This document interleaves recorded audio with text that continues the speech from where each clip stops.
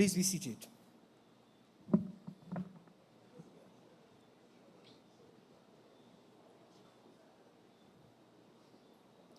The Honorable Mia Amor Motley, political leader of the Barbados Labour Party and Prime Minister of Barbados, Minister of Home Affairs, Crime Prevention and Disabilities of St. Lucia, the Honorable Jeremiah Norbert, MP.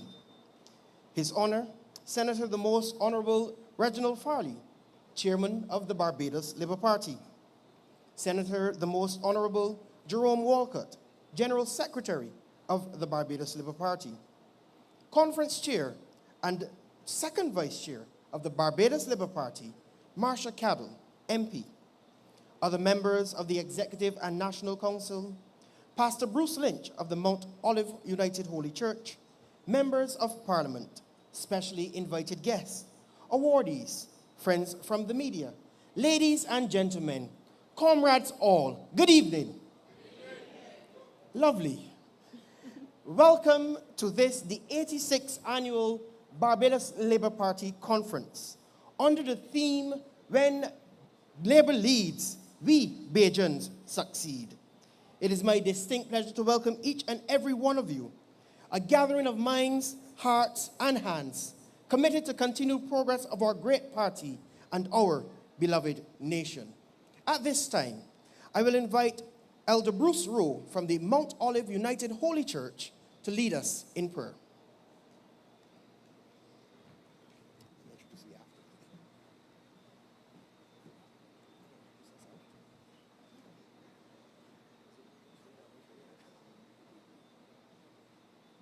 I invite you to stand, please.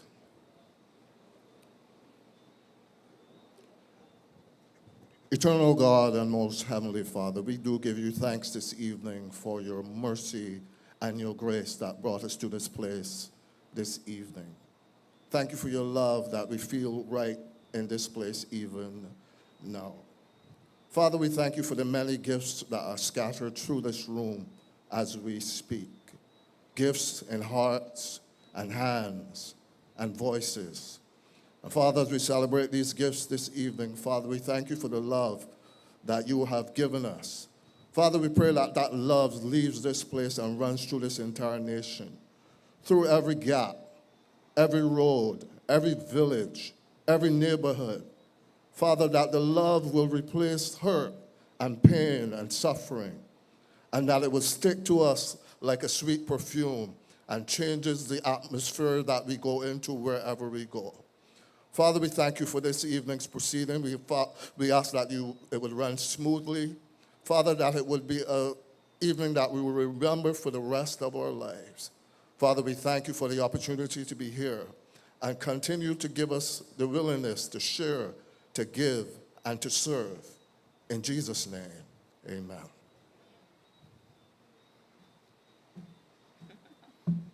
Please be seated. And thank you, Elder Rowe. Lynch, sorry. In my haste to welcome, I forgot to introduce myself and my co-host. And it's because I think that you should know us by now. But I am Danny S.A. Babb, and this is my lovely co-host, Rashana Trim. And this evening, we shall take you through this awards ceremony of the 86th Annual Conference of the Barbados Labour Party. Conference is always a massive undertaking, and there's quite a lot of work that goes into it behind the scenes, as I'm sure you can tell. And so this afternoon, to give you the welcome, the conference chairman's welcome, as well to introduce the speaker for this evening, I welcome Ms. Marsha Cadell, Member of Parliament for St. Michael South Central.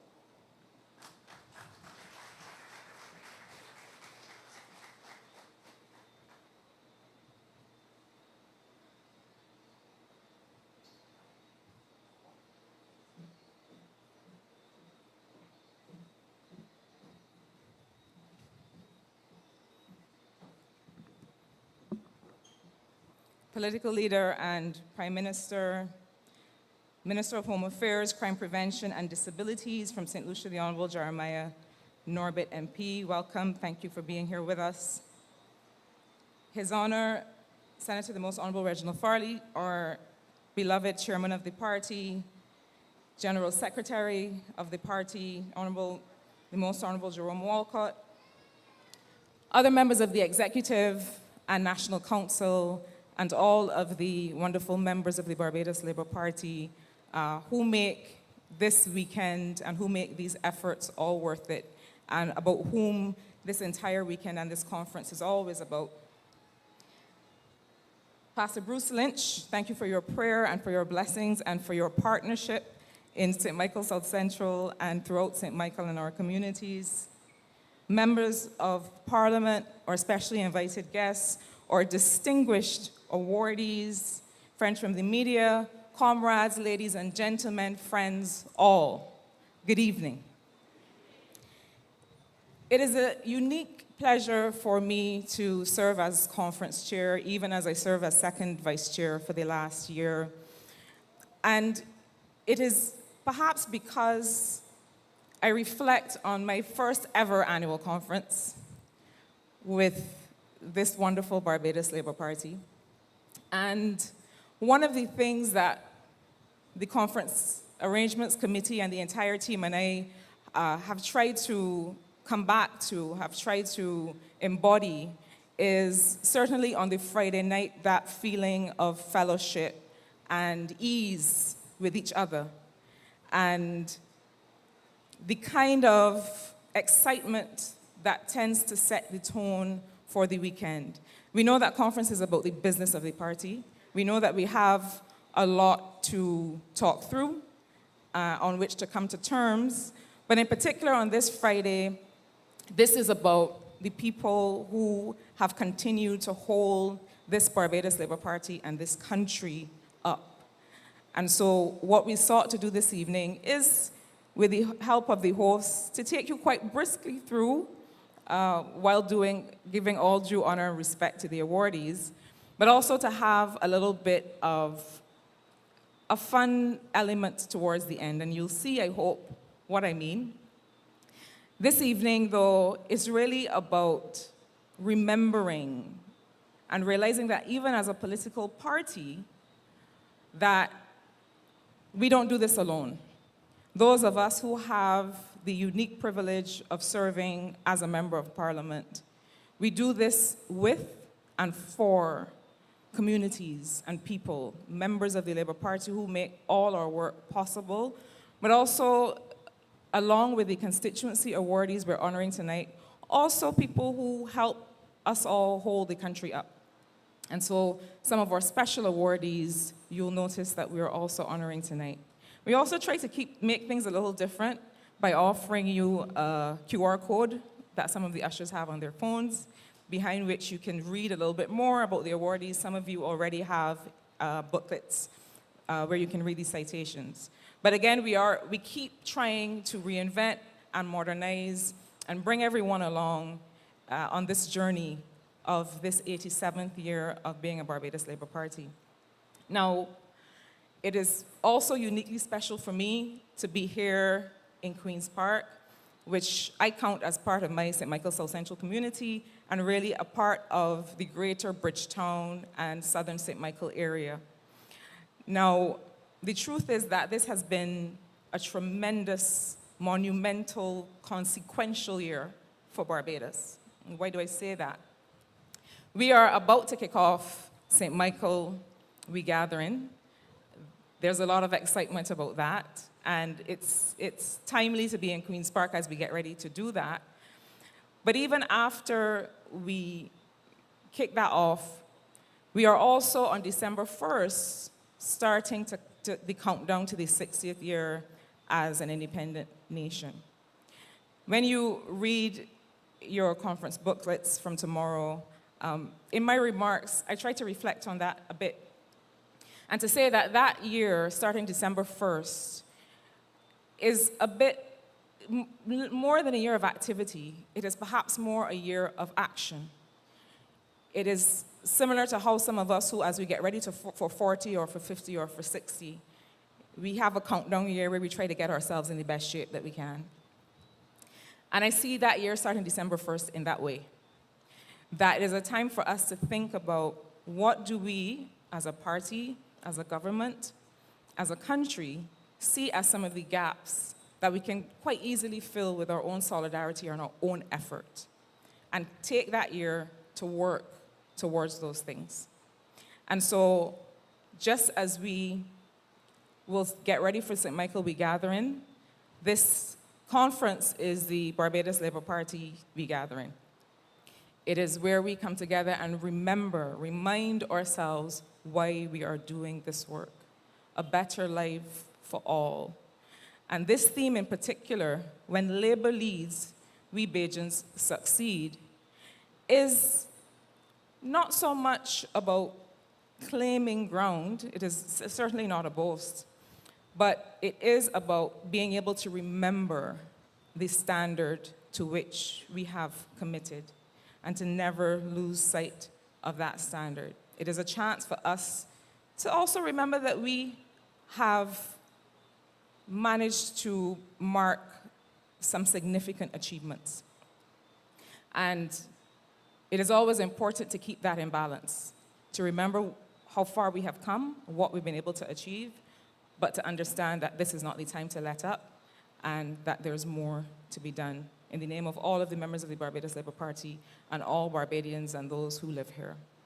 So in that regard, it gives me great pleasure to introduce the young man who will share some thoughts with us as we get ready for our conference weekend.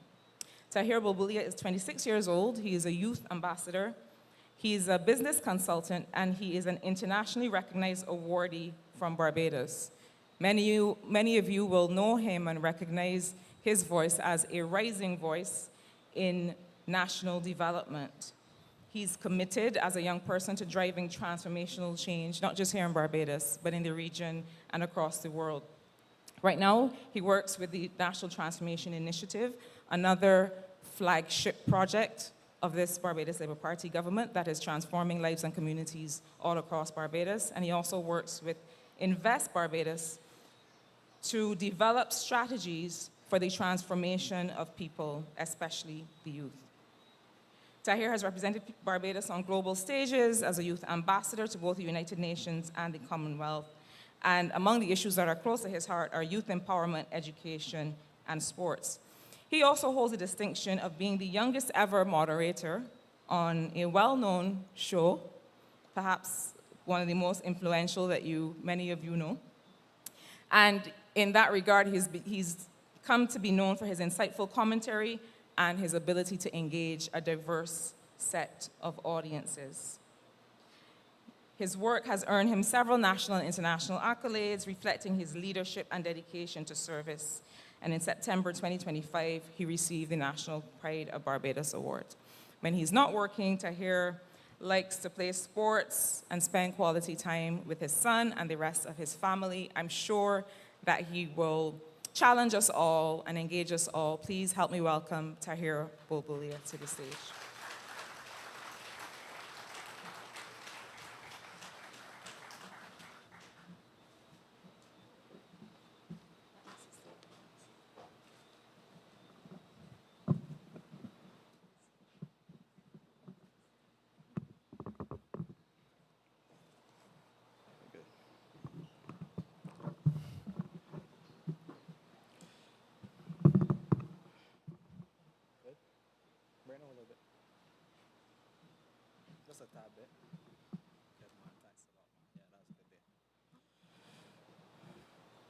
Honorable Mia Motley, political leader of the Barbados Labour Party and Prime Minister of Barbados, Minister of Home Affairs and Crime Prevention and Disabilities in St. Lucia, the Honorable Jeremiah Norbert, His Honor, the Senator, the Most Honorable Reginald Farley, Chairman of the Barbados Labour Party, Senator, Dr. the Most Honorable Jerome Walcott, General Secretary of the Barbados Labour Party, Conference Chair and Second Vice Chair of the Barbados Labour Party, Marsha Cadell, Executive of the Barbados Labour Party, members of Cabinet, other members of the Executive Council, National Council, Pastor Bruce Lynch of the Mount Olive United Holy Church, specially invited guests, fellow youth, fellow League of Young Socialists, my beloved family, awardees, friends of the media, ladies and gentlemen, good night. I'm gonna start and be totally honest. I did not like how y'all responded to Danny. So I want some energy in here for conference, because we know conference is always energy. Good night, Labour Party family. That now sounds like the Barbados Labour Party family that I know. So firstly, let me thank the executive of the Barbados Labour Party for inviting me to speak to you here tonight. It is certainly, when I received the call from Marsha to give this featured address, my heart sank, not being totally honest. But it was a humbling opportunity, and I had to take it. And I stand here cognizant of the persons who have come before me. Just last year, we had His Excellency, the President of Guyana, Dr. Irfan Ali, giving the featured address at the Christchurch Foundation School. In previous years, we had Prime Minister of St. Kitts, the Honorable Terence Drew. Previous times, just when we were here in Queen's Park as well, the Honorable Ralph Gonzalez, Prime Minister of St. Vincent. And then we go more locally, like persons like Senator Cummins, my big sister, Tony Moore. And if we go back a tad further, one of the most, I don't know if he's here, but a firecracker of a reverend in Charles Morris back in 2017. So I stand here knowing of the people who have come before me and the big shoes that I have to fill. But I am grateful for the opportunity. And many of you would ask, why is a 26-year-old standing here before you tonight? But the mere fact that I am here shows the importance that this party has placed and the trust this party has placed in young people. But I go further, not just trust, because you could trust young people, but giving them opportunities to lead from the front. And I think you all need to give a bigger round of applause for the leadership of this party for accepting young people in this country. And secondly, I want to congratulate the awardees, all of you special awardees. And I know a majority of you would say that you don't do it for the awards or you don't do it for the recognition. But the mere fact that you are being awarded, your silent, selfless dedication, not just to this party, but to the community and to this country, shouldn't go unnoticed. And I want for y'all to give the awardees another big round of applause.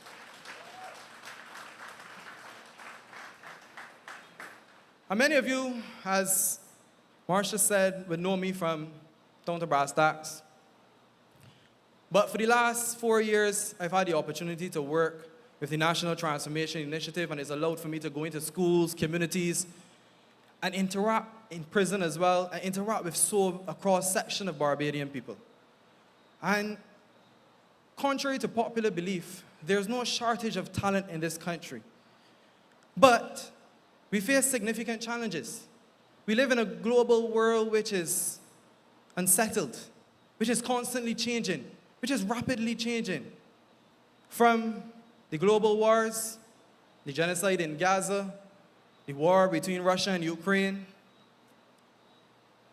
the geopolitical issues that we face in the US, which has now come to our doorstep, to the climate crisis that we all know small island developing states face. And with these geopolitical issues and the issues that are going on and the turmoil that is going on, it has caused a supply chain crisis, which has then forced our cost of living to go up. And that is another challenge to us. But more locally, the challenges that we face, like education reform, the need for education transformation, crime, which is a lot better under control now, and I need for y'all to give a big round of applause for the Barbados Police Service for their excellent work and dedication to getting the crime situation under control. Along with all these issues, the mental health challenges that all of this has caused to us, if we want to accept it or not, because all of us face some form of mental health challenges. And the fact is that Barbados is at a crossroads in its history. We've accepted that. 58 years independence, 4 years as a republic, and we're now moving forward, we're flying. We're reaching newer heights, we're reaching newer markets. We are exploring opportunities that have never been explored before. And it is extremely uncomfortable for many of you. But the fact is that with this rapidly changing world, we have to rapidly change as individuals as well. And the topic for conference this weekend. And I want you all to say it after me, can let it marinate in your brains. When labor leads, Bajans what? You know, I can't hear y'all too well. When labor leads, but they got to spin to that.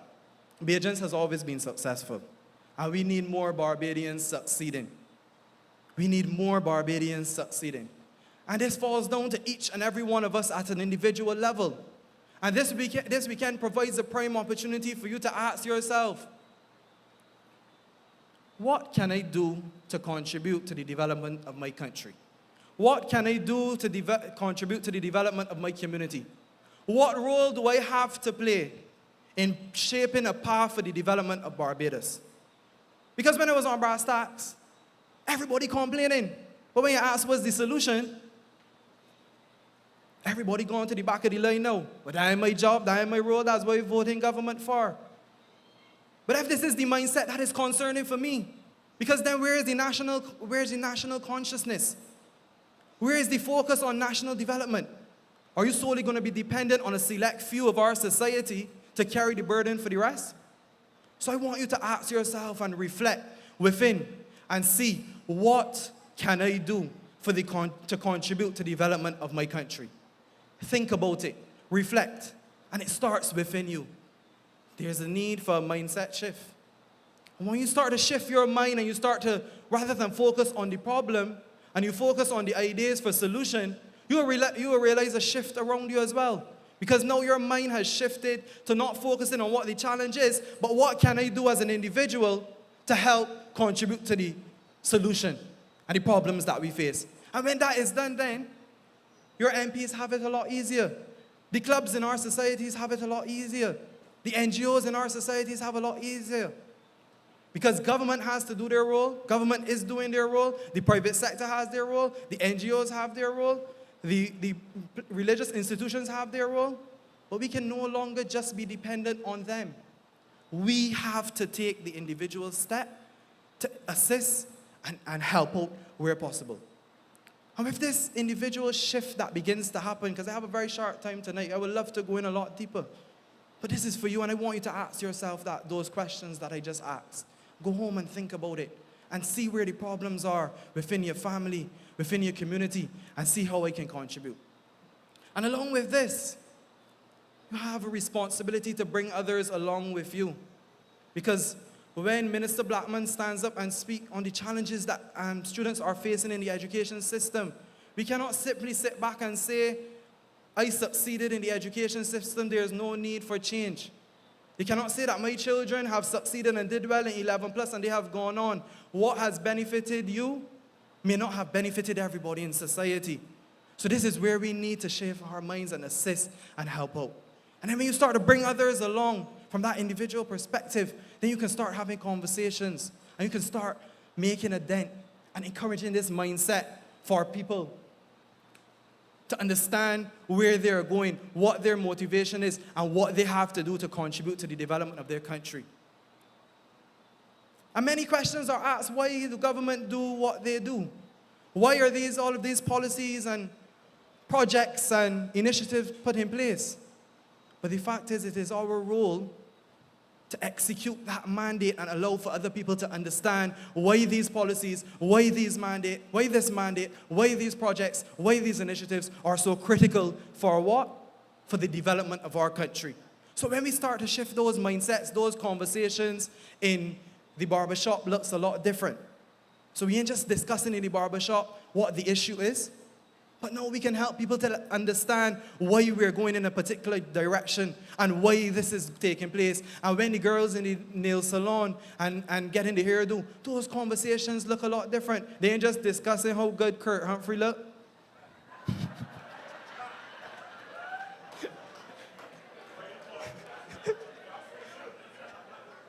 Sorry, Comrade Kurt. I apologize sincerely.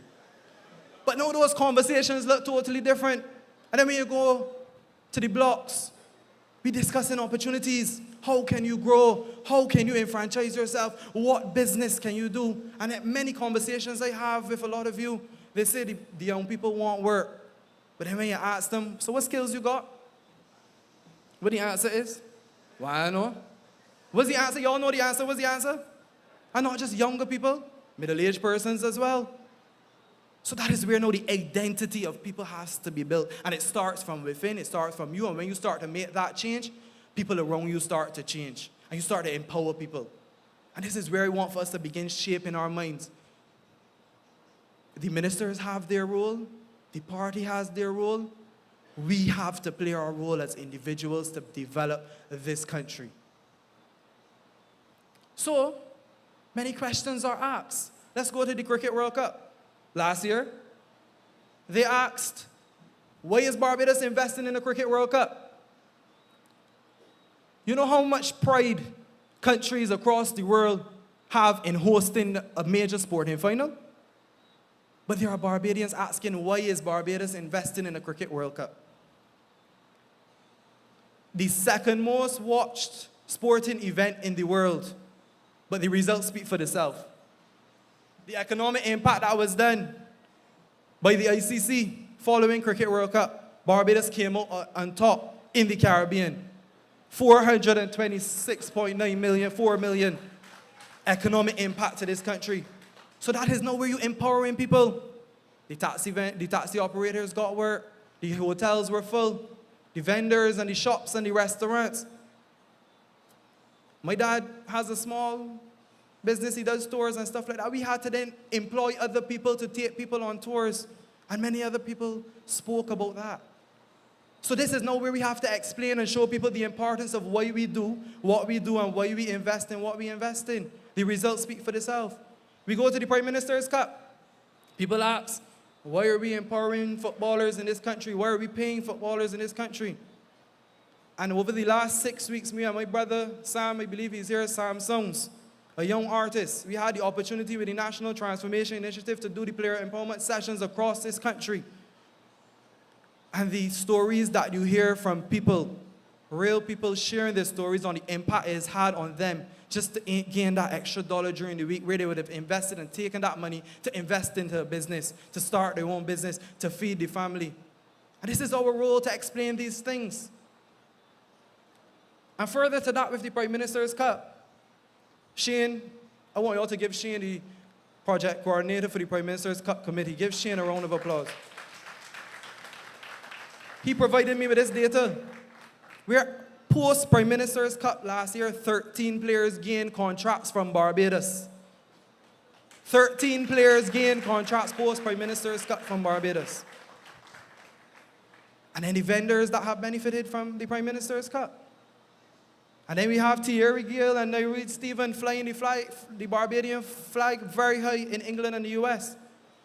And you know what is the feedback that I get when we go to these communities? Fabian Messiah and Dean, a former National Sports Council coach, he probably coached many footballers. He said for the first time, many eyes are on Barbadian football for the first time in a very, very long time.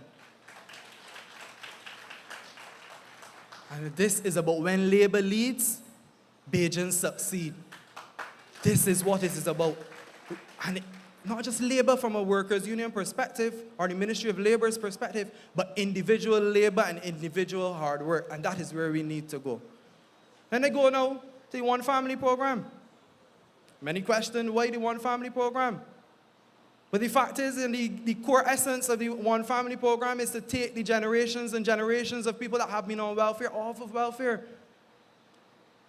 Because the data shows that great-grandparents that were on welfare, the grandparent was on welfare, now I'm on welfare, my mother was on welfare, and it will continue like that. But how do we break that cycle?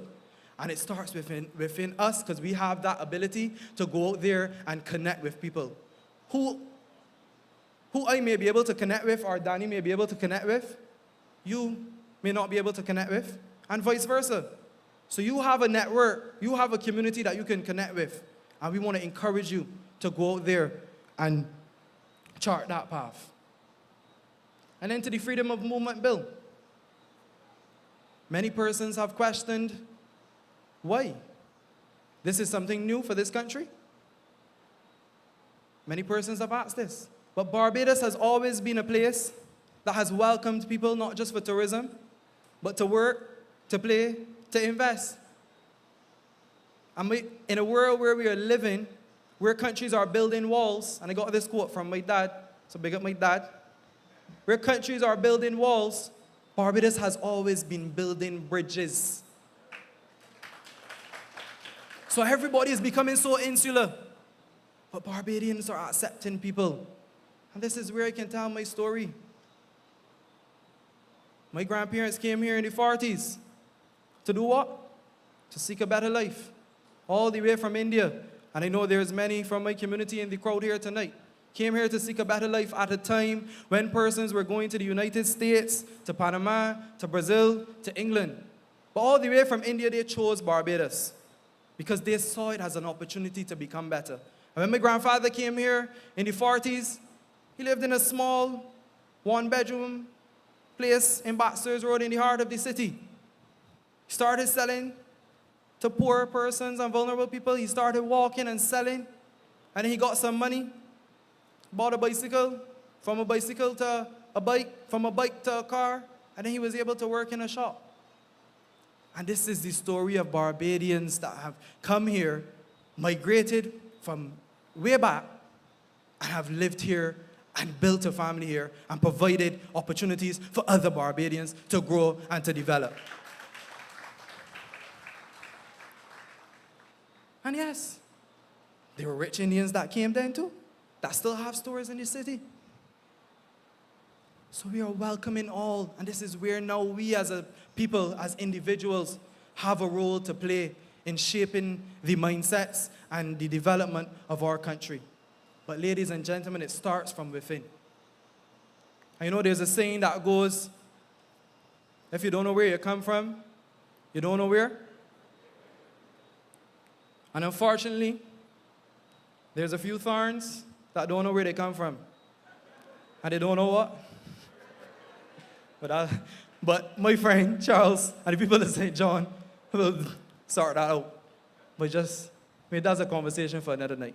But ladies and gentlemen, I really hope that you can sit and reflect tonight. Start from tonight. Don't wait till tomorrow. Start from tonight as you go home. Reflect and see what it is I can do to contribute to my country. What it is I can do to contribute to my family. What it is that I can do to contribute to my community. Because when you become better, the people around you becomes better. And we need a lot more positive vibes, positive energy around this country. And the more positivity we can spread, the better it will be for the development of Barbados in years to come. So ladies and gentlemen, I wish you all the best this weekend. This is your prime opportunity to create that plan, create that strategy, and move forward. Good night, and God bless.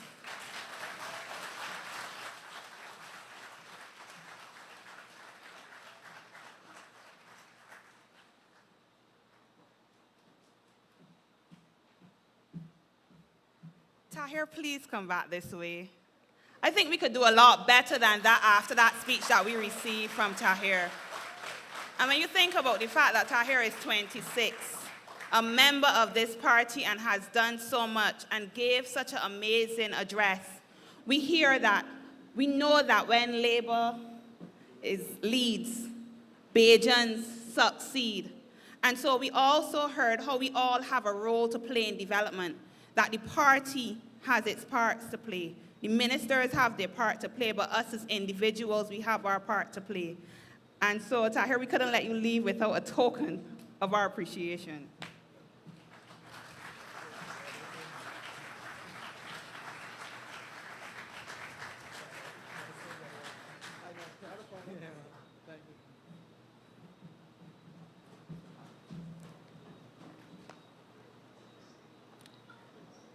And now we come to the part that I believe we all have been waiting for.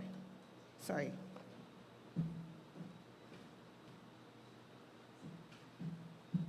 Sorry, Tahir got me a bit excited.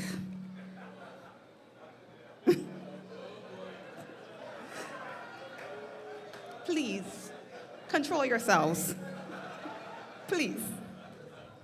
But we come to the part that we have all been waiting for, the time where we honor the persons who continue to keep this party and this country moving forward.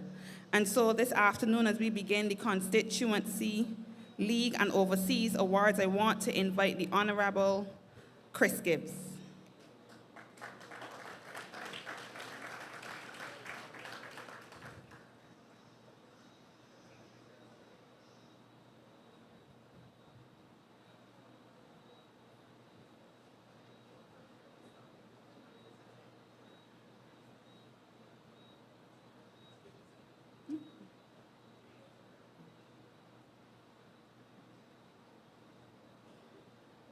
Please make way as Chris walks the catwalk in style and fashion.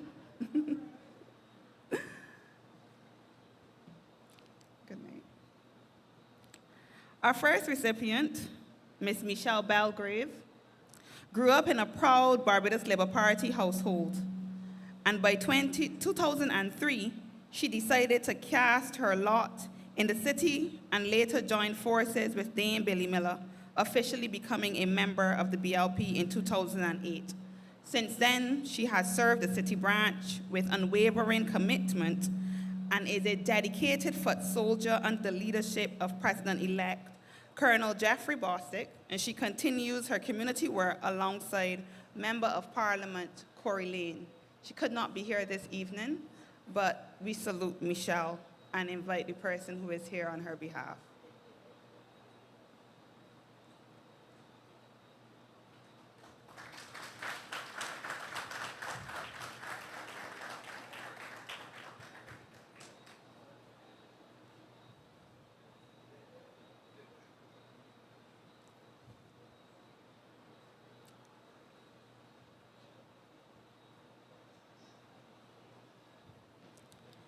Cheryl Vaughan has dedicated her life to serving the people of the St. Michael Central community, and she has been a lifelong resident of that constituency and has served with distinction on the executive of the constituency branch. A retired public servant and educator, she is always ready to lend a helping hand and support those in need, contributing to initiatives that strengthen St. Michael Central as a whole.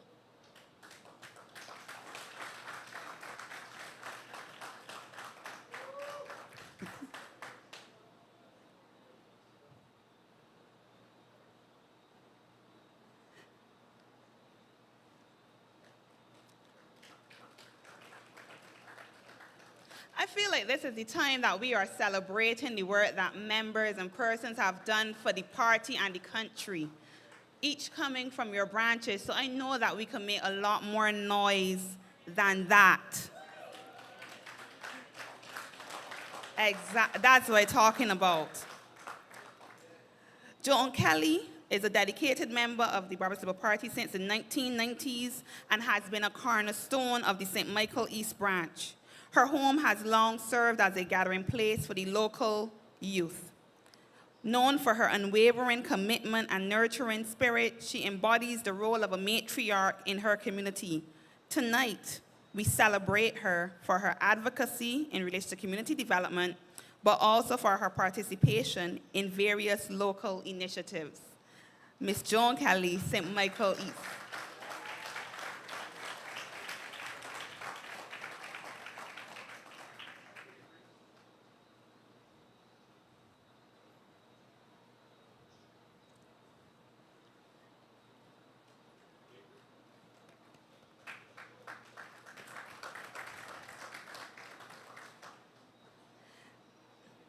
Ms. Teresa Carter has demonstrated unwavering dedication to public service and community development. Over 25 years of active involvement in the Barbados Labour Party, her political journey reflects both leadership and service from canvasser and box captain to branch president.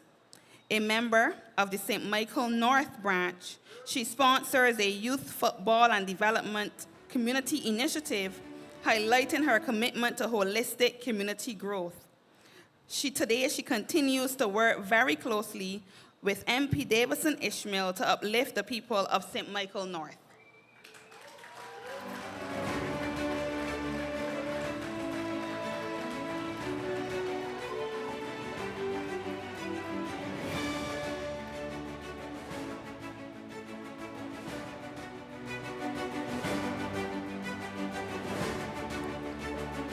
Juliet Adams is a recipient from St. Michael Northeast. She was born and raised in the parish of Christchurch, but moved to Bournes Village, St. George 25 years ago. She has always been involved in community service, and as a child, Juliet would help her parents who were also involved, assisting the people in their community. She assists older people by debushing and cleaning around their homes, and helps young people find jobs. During the Christmas season, she can be seen in the branch office, packing and delivering hampers, as well as assisting with the party's children. Miss Juliet Adams, we salute you.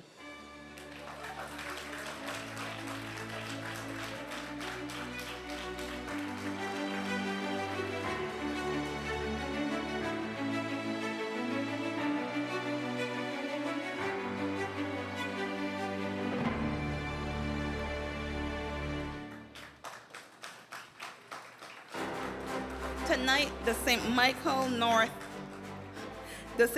Northwest family salutes Comrade Kelly Morris.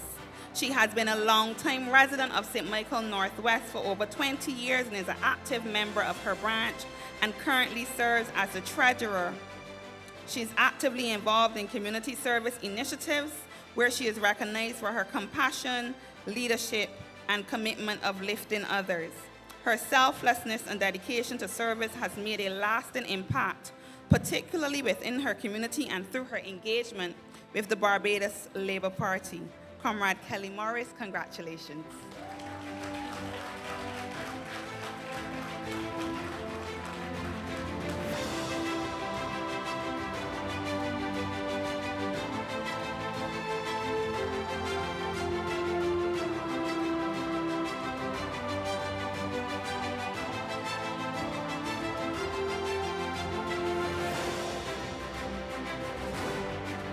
Tonight, St. Michael South salutes Comrade Debbie Leon. Debbie Leon has been a dedicated and steadfast supporter of the Barbados Labour Party all of her life. Although she officially joined the party in 2016, her commitment to the BLP was nurtured from childhood. Growing up, as you heard, in a strong BLP household, where service to the party was a natural calling. She has been involved since 2013 as a polling agent on behalf of then candidate Noah Lynch, and she has played a key role when she nominated Miss Comrade Kurt Humphrey to become the candidate for St. Michael South in the 2018 general election. And so we thank you for your contribution of your time and energy and ideas towards the advancement of this party. Comrade Debbie Leon.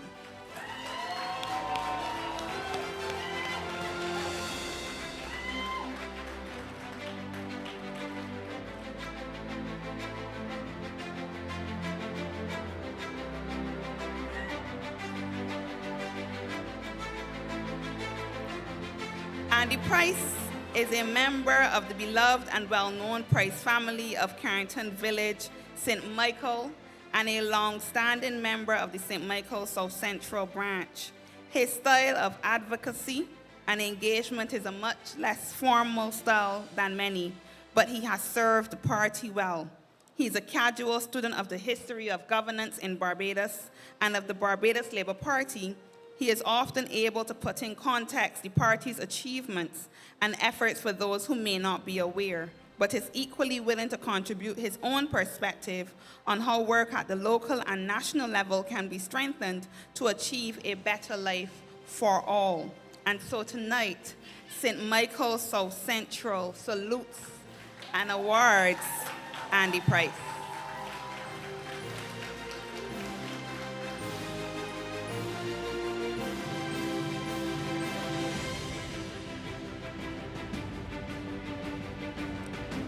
Sabrina Bavel is a philanthropist by nature whose influence is far-reaching. As a former executive vice president of Junior Chamber International, she has exemplified outstanding leadership. Her passion for giving back is reflected in her consistent support of community-based initiatives, from delivering care packages to participation in hurricane relief programs within the St. Michael Southeast constituency. Sabrina can always be relied on to assist. Tonight, we applaud her for her generosity, compassion, and enduring commitment to service.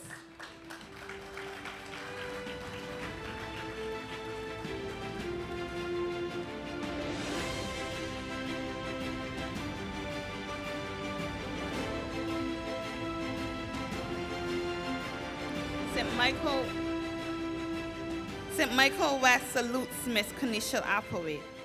Born and raised in Bank Hall, St. Michael, where her late grandmother instilled in her strong values of humility, respect, and service.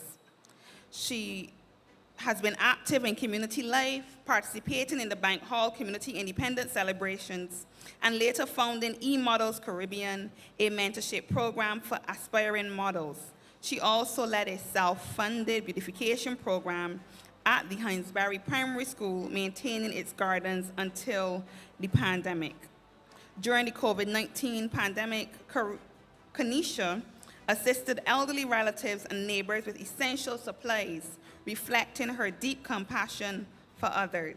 She remains a dedicated and inspiring young leader within her community, and for that, tonight we recognize you. Thank you, Kanisha. She is not here tonight, but it will be received by Member of Parliament, Chris Gibbs, on her behalf.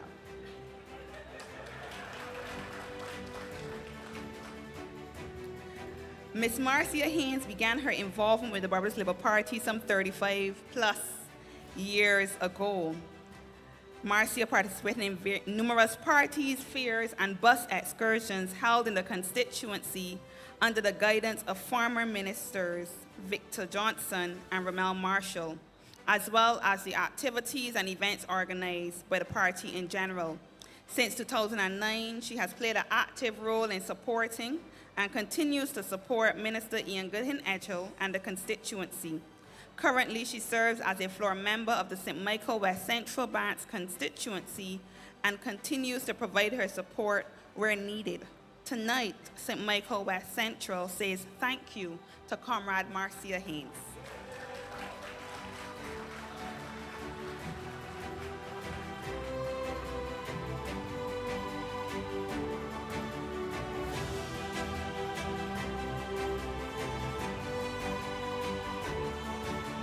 Thank you, Comrade Chris. Give him a round of applause, please. At this time, these awards will be presented by our first Vice Chair, Comrade Honorable Kirk Humphrey.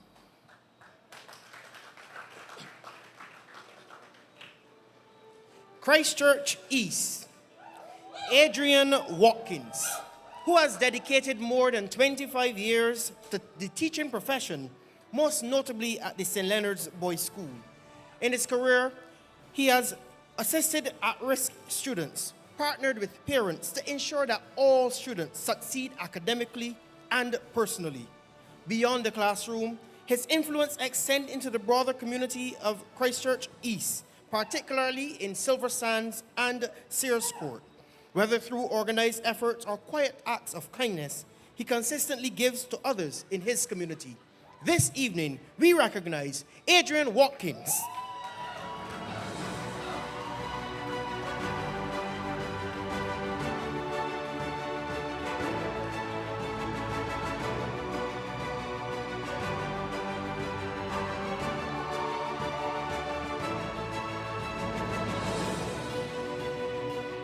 Christchurch East Central, Pansy Griffith. Dependable, dedicated, always ready to lend a helping hand wherever needed. These are the words used to describe Pansy Griffith. She plays an active role in the meet and greet sessions that bring constituents closer to the representative. She was a part of the 2018 and 2022 campaigns, and she lives by her favorite saying, "Don't worry, we will get it done." This evening, we salute Pansy Griffith from Christchurch East Central.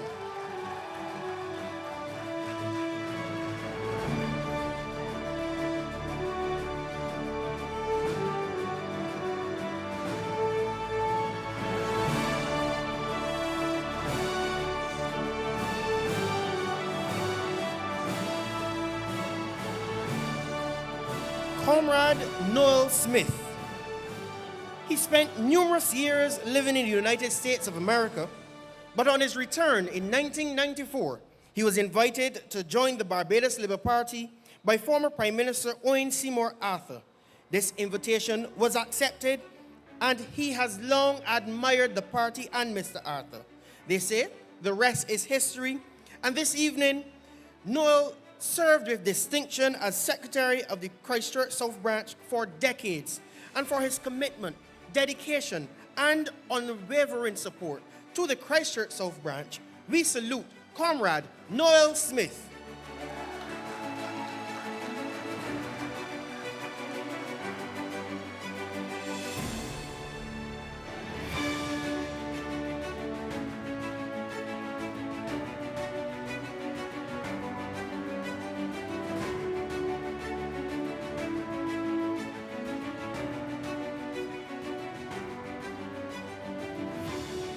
Christchurch West, Sean Gittins.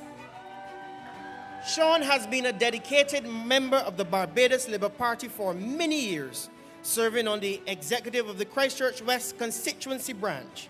He currently holds the office of Public Relations Officer, and he actively shares and circulates information within the constituency and across various social media platforms.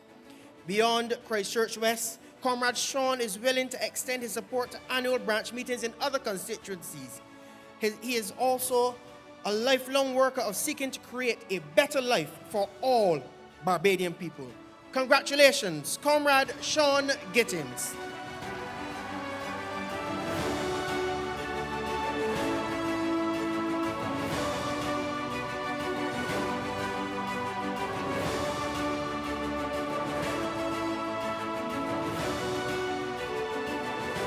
Comrade Stephen Waldron, Christchurch West Central.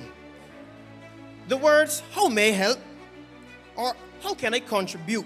define the comrade I speak of now. No challenge is ever too great, no task too small. Once a project is on the way, Stephen is present, dependable, and ready to see it through to completion. For his generosity of spirit and unwavering commitment, which embodies the very essence of service, the Christchurch West Central Branch this evening salutes Stephen Waldron for his contribution.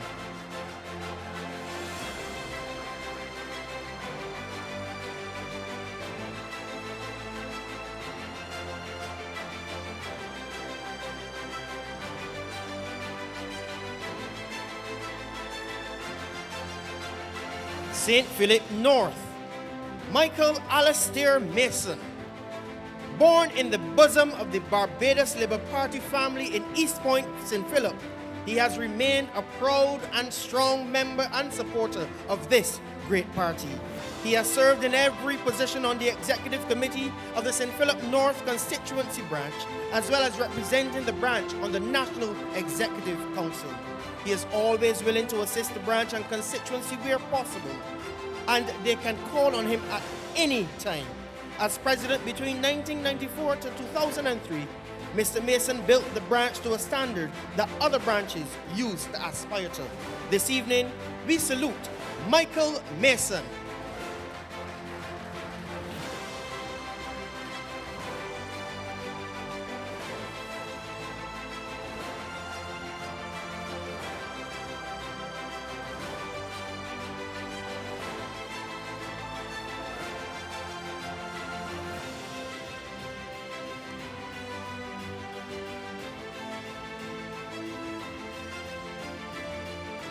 St. Philip West, Ryan Brathwaite. When asked why Ryan deserves recognition, one community member put it this way: "Ryan is the man." This statement captures the admiration, trust, and high regard he has earned among his peers. He is a dedicated, solutions-driven individual whose efficiency and reliability have earned him the respect of many. And that is why this evening, St. Philip West salutes Ryan Brathwaite.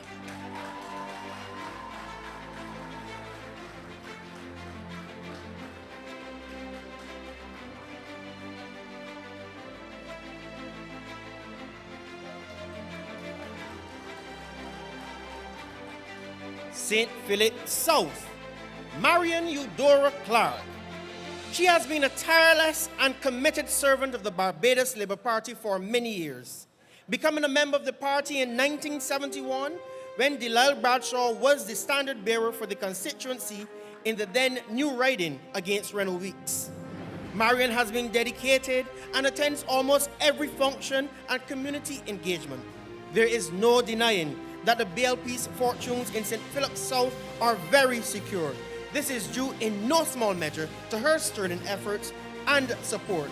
This evening, St. Philip South salutes you, Marion Eudora Clark.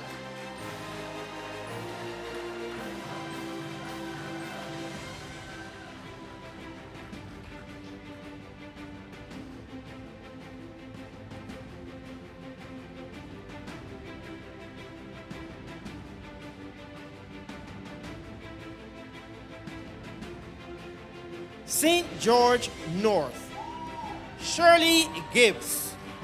She has been a steadfast and devoted supporter of the Barbados Labour Party for almost 5 decades.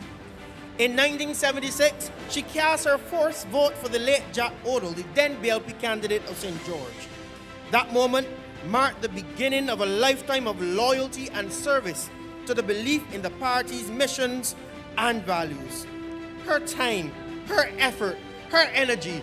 We salute you, Shirley Marilyn Gibbs, St. George North.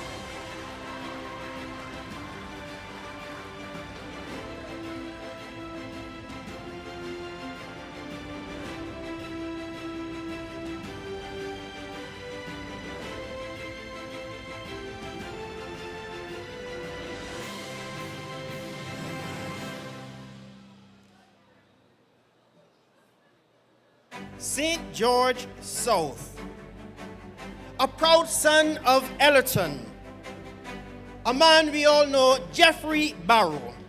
His political journey began in the 1970s. He formally joined the party in 2008, and he is an active member and the box captain of the St. George South Constituency branch. He is a relentless campaigner for his hometown boy, the Honorable Dwight Sutherland.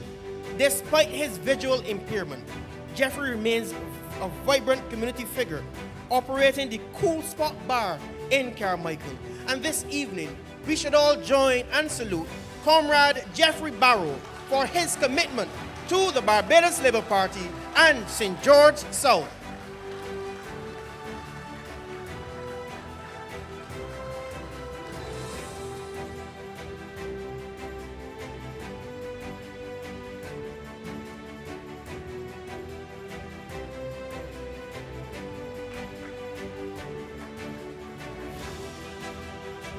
I take this opportunity to thank the Honorable Kurt Humphrey, First Vice Chair, and invite Treasurer, the Honorable Davidson Ishmael.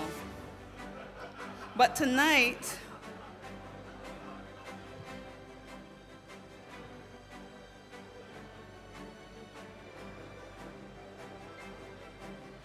I also want to remind you of another special award, which is the Conference Chair's Spirit of the Conference Award, by showing that your branch has energy, commitment, excitement, and camaraderie. And so we are looking forward to seeing the kind of energy, the branch that has the most vibes this weekend.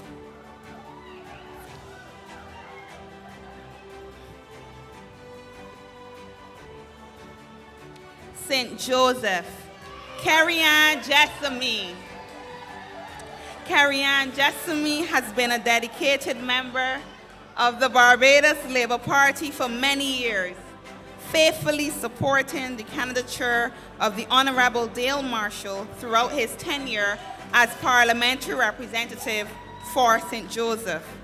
As an active and committed member of the branch, she has consistently demonstrated her passion for service and her deep concern for the well-being of the constituency. In her leadership roles within the branch, Carrie-Ann pays close attention to the issues affecting residents, ensuring that the voices of constituents are heard and their needs addressed. Ms. Jessamy continues to be a true ambassador for St. Joseph, and tonight she is recognized for representing the values of dedication, compassion, and integrity.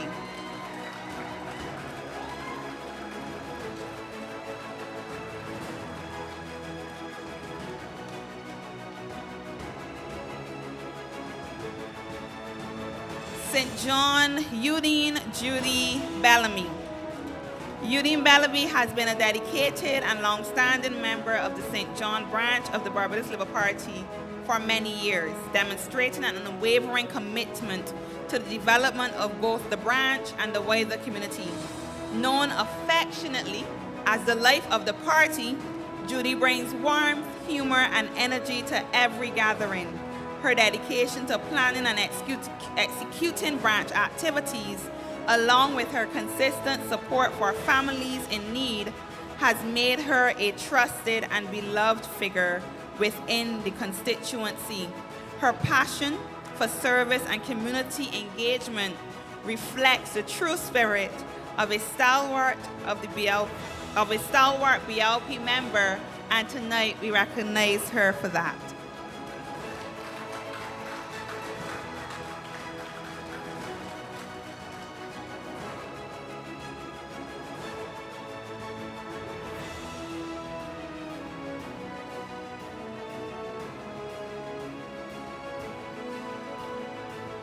St. Thomas, Comrade Betty Culpepper. Miss Betty Culpepper has been a faithful and dedicated member of the Barbados Labour Party St. Thomas branch since 2008, although her support for the party dates back to 1974. Over the years, she has actively participated in a range of community projects organized by the branch, including the food bank, sponsored walks, and various fundraising events. Always attentive to the needs of her community, Comrade Culpepper maintains close communication with her Member of Parliament, ensuring that issues affecting her area are brought forward and addressed with care and concern. Tonight, we recognize your efforts in the constituency of St. Thomas.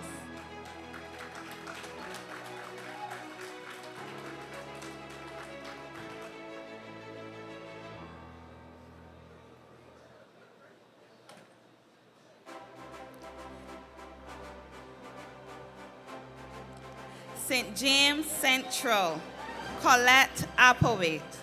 Comrade Applewaite joined the Barbados Labour Party at just 18 years of age. Since that time, she has exemplified dedication, leadership, and service to party and country. As Vice President of the Constituency branch, she has strengthened the branch's operations, mobilized volunteers, and inspired youth participation, as well as founding the Homework Club. Her leadership efforts extend to championing efforts of disaster relief, coordinating school donations, and helping launch the Riding Strong initiative that unites the 3 St. James constituencies.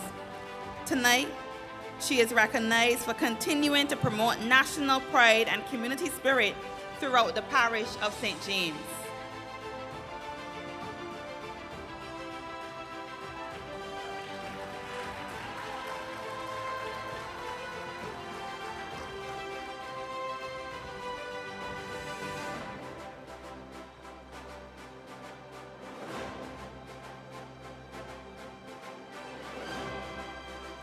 St. James North, the Carla Applewaite. Comrade the Carla Applewaite is a seasoned management professional with over 20 years of experience. She's a long-standing member of the Barbados Labour Party and has served the St. James North branch in key roles on the executive. Her leadership has revitalized branch engagement through creative outreach, youth initiatives, and strong community partnerships.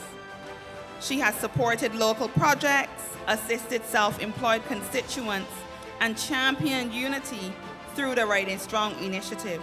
Known for her organizational skills and generosity, she has coordinated numerous branch events, conferences, and community activities. Tonight, St. James North salutes the Carla Applewaite.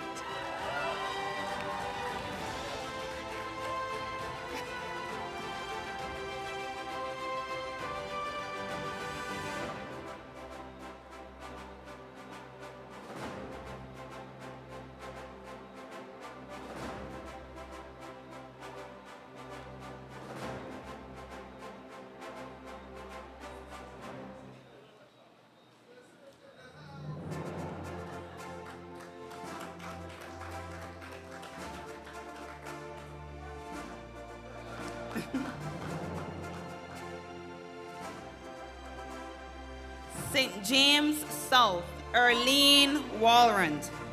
Erlene Walrand has demonstrated not only an unyielding commitment to the causes she has embraced, but also an enduring faith in the power of service to uplift and transform her community.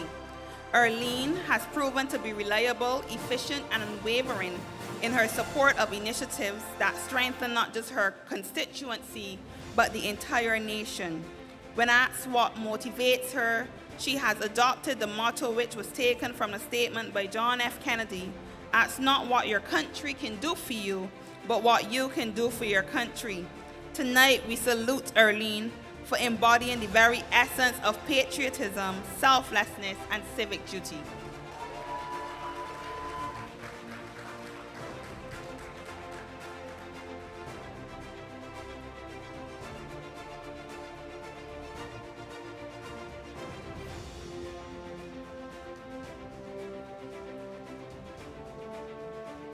St. Andrew, Mark Brooms. In recognition of Mark Brooms for his dedication and unwavering commitment to the constituency of St. Andrew and Barbados Labour Party. For over 40 years, Mark has been an active participant at the branch office, regardless of the activity. Throughout the decades, Mark has been a constant and active presence in every election campaign. For his unwavering dedication, steadfast support, and outstanding service to the St. Andrew branch and the Barbados Labour Party, Mr. Comrade Mark Brooms is the most deserving of the St. Andrew Constituency Award.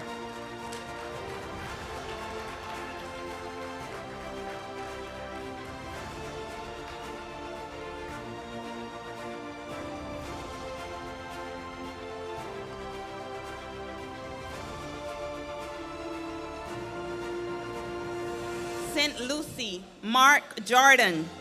In recognition of his outstanding dedication and invaluable service to the Barbados Labour Party, St. Lucie branch, Mark Jordan is hereby commended for his consistent commitment, hard work, and unwavering support towards the advancement of the party's mission and activities within the constituency. His efforts have contributed significantly to the strengthening of community engagement and the success of initiatives led by the Honorable Peter Phillips, Member of Parliament for St. Lucie. Tonight, we commend Comrade Mark Jordan for his voluntary service, teamwork, and steadfast loyalty.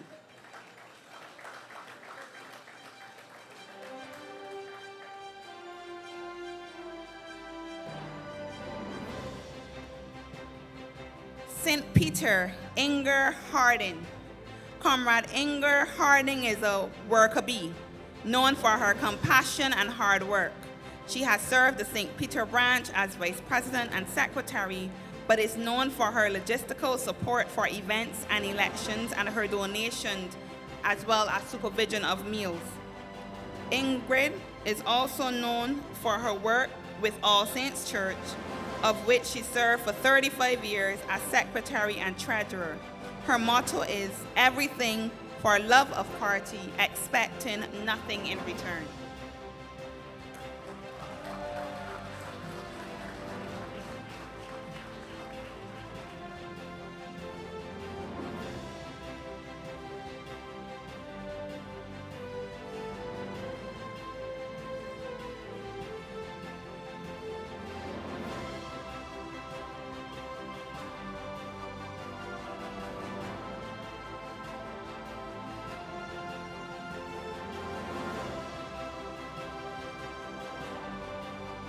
The League of Socialists Award, thank you, Comrade Ishmael.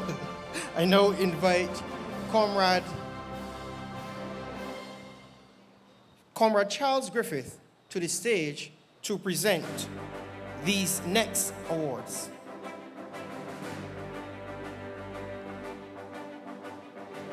The League of Young Socialists, Mr.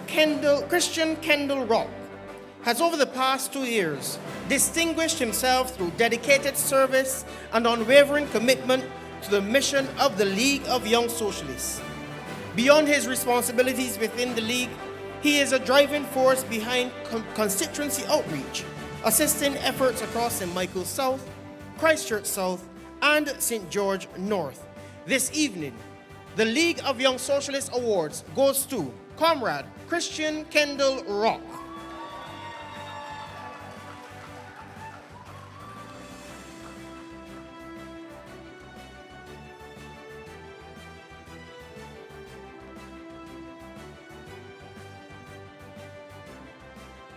The Women's League Award, Comrade Kathy-Ann Cadell.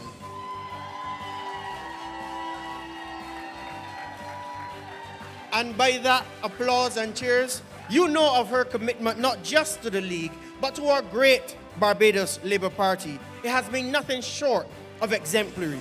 Her dedication has been consistent, unwavering, and rooted in a spirit of selflessness that continues to inspire all around her. This evening, the Women's League recognizes Comrade Kathy-Ann Cadell.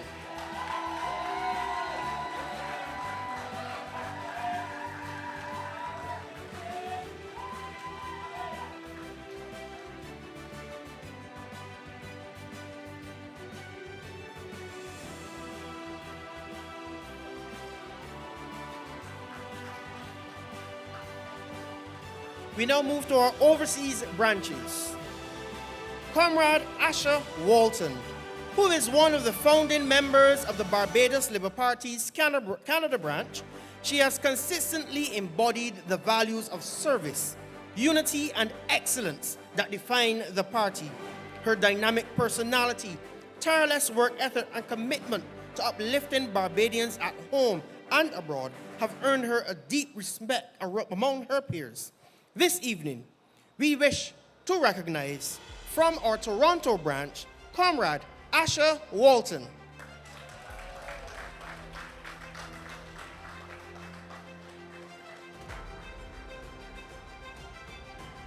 Asha's mom is here this evening to collect on her behalf.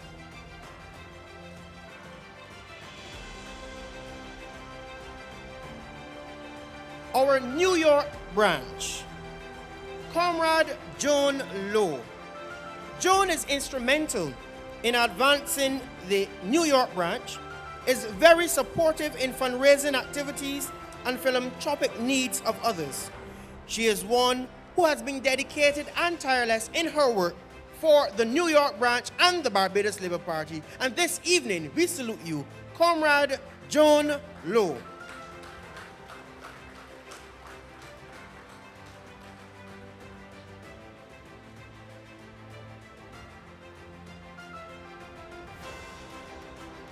And we thank you to Comrade Charles Griffith.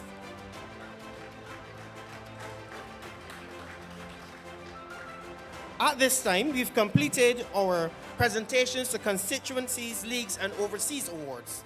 And we will now go to a special performance. D'Amico Newton is a second-year student in the Faculty of Culture, Creative, and Performing Arts at the University of the West Indies, Cayfield campus. D'Amico is also a member of the University Dance Ensemble, where he trains under the guidance of facilitator, Miss Aisha Commission. This evening, he performs a thought-provoking solo entitled Rebellious Soul. Rebellion is the spark of change. It is the refusal to bow to silence when freedom calls. Welcome, D'Amico Newton.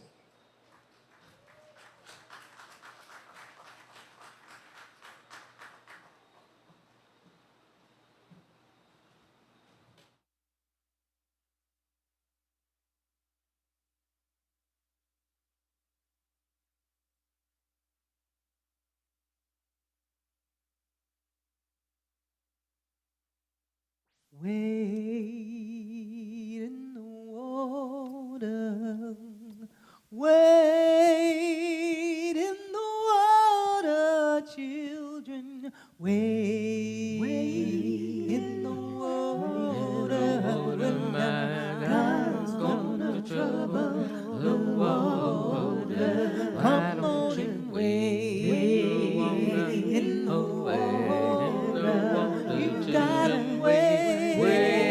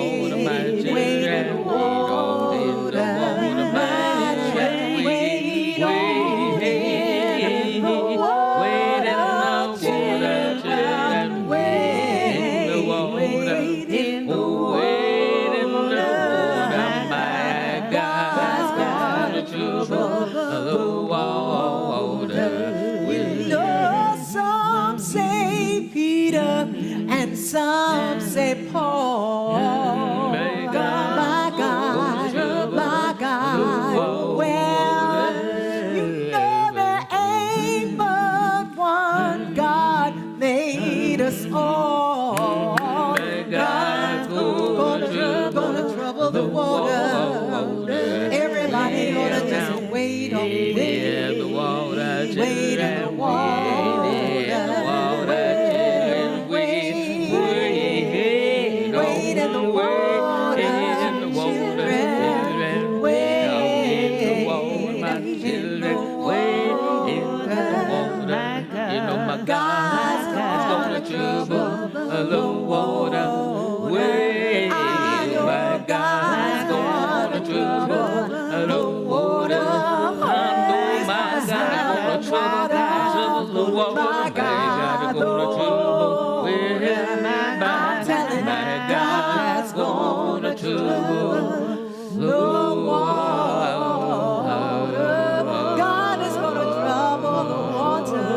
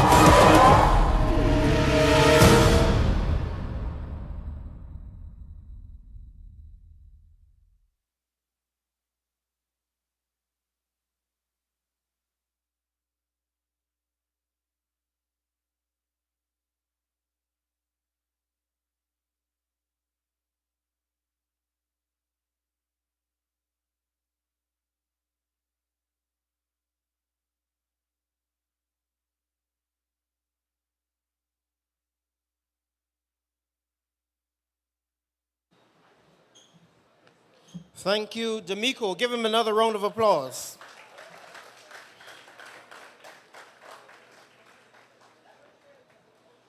In the Barbados Labour Party, we do not only honor those who support our party, rather we honor those who have done outstanding work for Barbados. And at this time, we move to our special awardees. The Youth Award, Mr. Caleb Brathwaite, a 23-year-old Barbadian youth leader and social advocate who has dedicated his life to advancing the voice, representation, and empowerment of young people across Barbados and the wider small island developing states. He is president of the Barbados Youth Development Council and founder and chairman of the Belfield Youth Council, two platforms through which he promotes youth participation, builds community resilience, and creates paths for personal and professional growth. For this evening, we present the Youth Award to Mr. Caleb Brathwaite.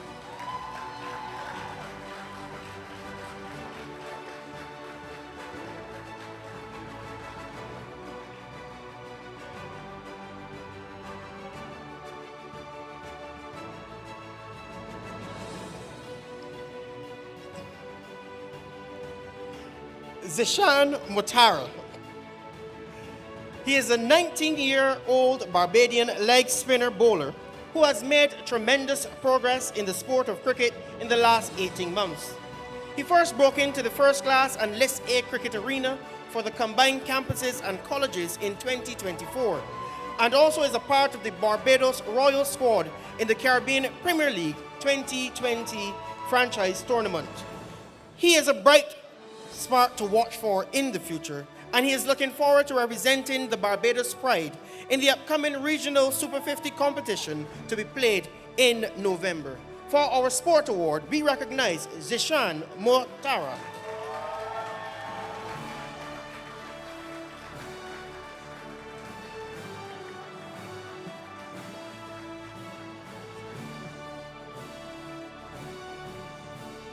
Ramon Simmons.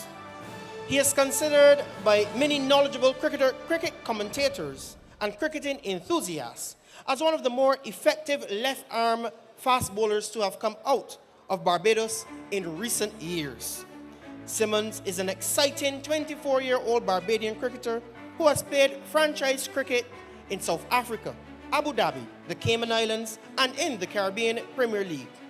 Simmons is looking forward to growing as an international cricketer and no doubt wishes to create his own legacy in the cricketing world. A proud and supportive cricketing nation, and this Barbados Labour Party is very much behind him. Unfortunately, he's not here this evening, but his award will be collected by Mr. Sham Clark.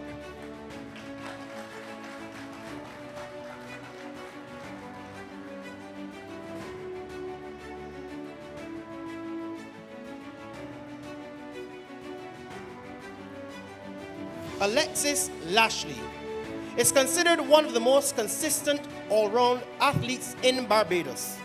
In August of this year, she captained the Barbados girls team at the 2025 Carifta Triathlon and Aquathlon Championships in Trinidad and Tobago. The Barbados team took second place overall in the championships. At the Caribbean Junior Road Cycling Championships held in Barbados, Alexis captured the gold medal in the juvenile girls time trial, as well as another gold medal in the junior female road race. Alexis has also competed in several triathlons in the United States. She has participated in the Clash Daytona Triathlon in Florida, winning gold in the girls 16 to 19 age group. She has also competed in the junior 16 to 19 elite female sprint triathlon and the Flatland Cup Triathlon in Des Moines, Iowa, where she placed 17th. This evening, we recognize Alexis Lashley.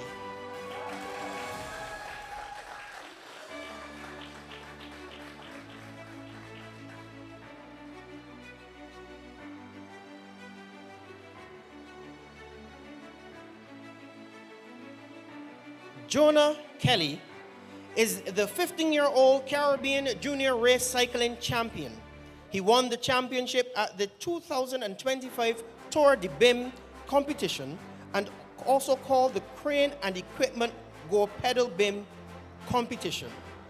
Jonah Kelly competed in the juvenile boys category 15 to 16, winning gold for Barbados in the juvenile boys time trial at the 19th Caribbean Junior Road Cycling Championship held right here in Barbados. He also earned gold in the juvenile men's road race at the same championship. This evening, we recognize Jonah Kelly.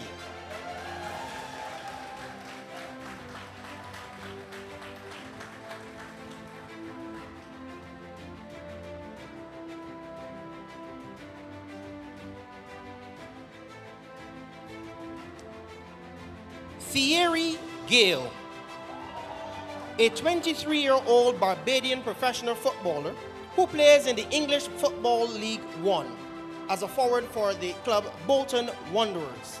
He started his soccer career by playing in the Barbados Secondary Schools Football League. This player, who was born in Fairy Valley, Christchurch, and grew up in the Pine St. Michael, first attracted attention as a footballer when he led his school to the BSSFL on the 14th championship. In August of 2018, he tried out with the Hungarian club Budapest Honvéd and was signed to the club's youth team in October of the same year. Thierry continues to make his name on European club scenes and expects soon to make a debut in the European Premier League club. On his professional journey, he will also be carrying the hopes and dreams of a very proud and supportive nation with him. We salute Thierry Gill this evening. To collect his award will be MP Wilfred Abrams.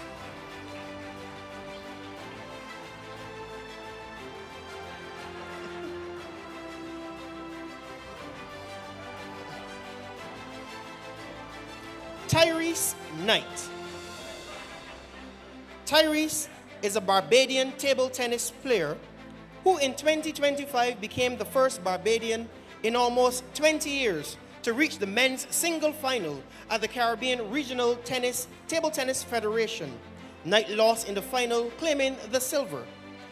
Knight's medal was the only medal won by Barbados at the CRTTF Senior Championship. Knight's medal puts him in a very select company in a sport that is dominated by players from the Asian continent. Tyrese Knight is now being compared to many of the hemisphere's leading players. We salute Tyrese Knight. He's not here with us this evening and will receive his award at a later date. Shaquem Nurse. Shaquem is the Barbados Open Crown Road Tennis Champion. The 20-year-old nurse claimed the crown on September 21st, 2025, defeating three-time champion Mark Venom Griffith in straight sets at the Wilde Gymnasium. The final lived up to its billing as Griffith fought back from the deficits in the two opening games to losing narrowly to Nurse's counterattacks and precise shots, which proved decisive at every stage of the match. Many believe that Nurse's long-awaited triumph signals the beginning of a new chapter in road tennis in Barbados. Unfortunately, Mr. Nurse is not here with us this evening to collect, but it will be collected by the Honorable Prime Minister on his behalf.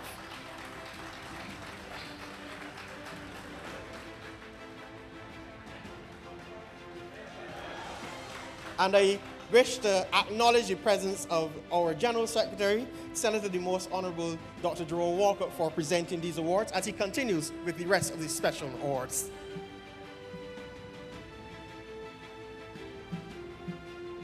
Roger Boyce. Roger Boyce has always been associated in some way with bodybuilding and physical fitness in Barbados. The three-time national bodybuilding champion and four-time CAC championship runner-up has pioneered and developed the IFBB Roger Boyce World Cup, now a spring season tradition on the World Bodybuilding calendar. In 2026, the 2026 edition of the Cup will be hosted here in Barbados from May 14th to 18th. Roger and his team have also recently started collaboration with the National Sports Council to produce the first National Kids Fitness Competition. In 3 years, the Boyce organization expects to host the first World's Kid Fitness Competition right here in Barbados. Tonight, we salute you.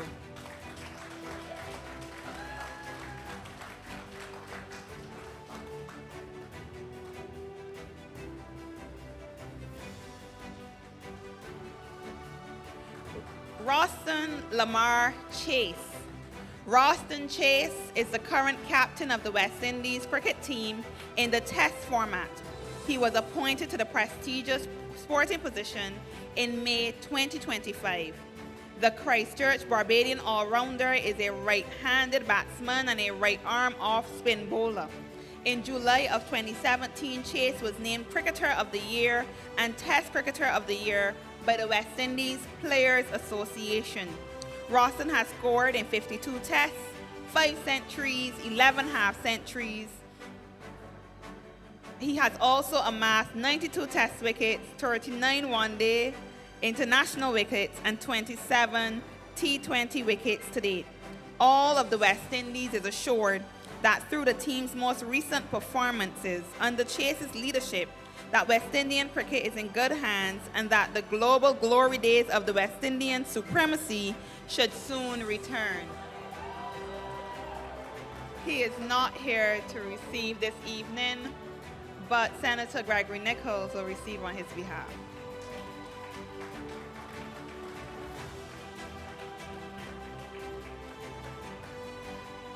Antwine Boyce Vaughn. Antwine Boyce Vaughn is the first of 4 children born and raised in a close-knit community in Barbados and faced a life-altering challenge at age 17 when he was diagnosed with osteosarcoma, a rare and aggressive form of bone cancer which thrust him into the harsh world of cancer treatments and chemotherapy. Throughout these trials, Antoine's resilient spirit shone, and his unwavering determination to overcome the obstacles posed by osteosarcoma was fueled by the steadfast support of his mother, who stood by him at every step.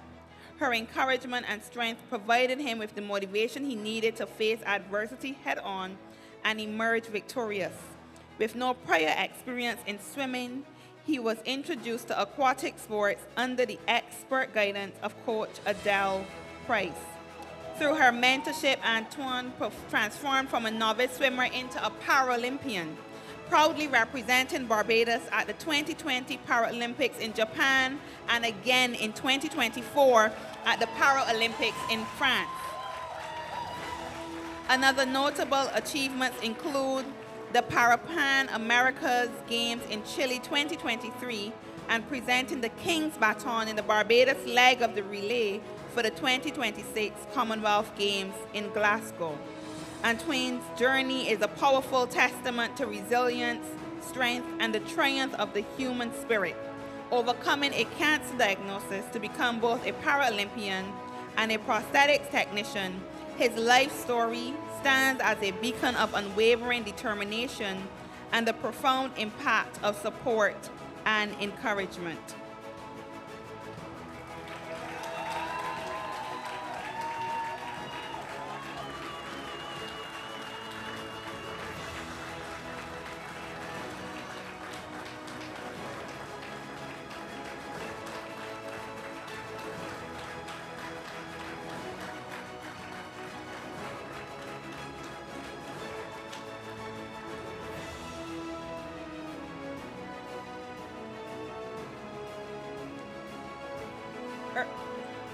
Earlier, Matt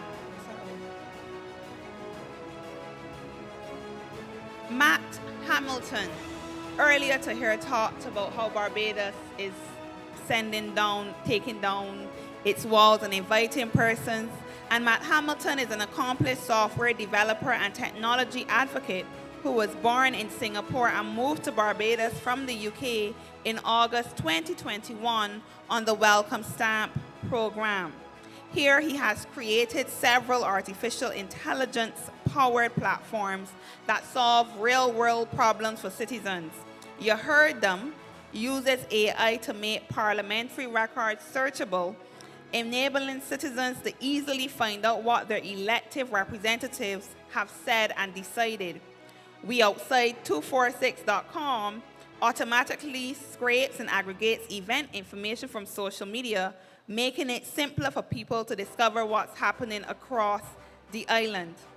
Through these projects, Matt is distributing how emerging technologies can be harnessed to increase transparency, improve access to information, and enhance daily life. Tonight, we recognize Matt Hamilton.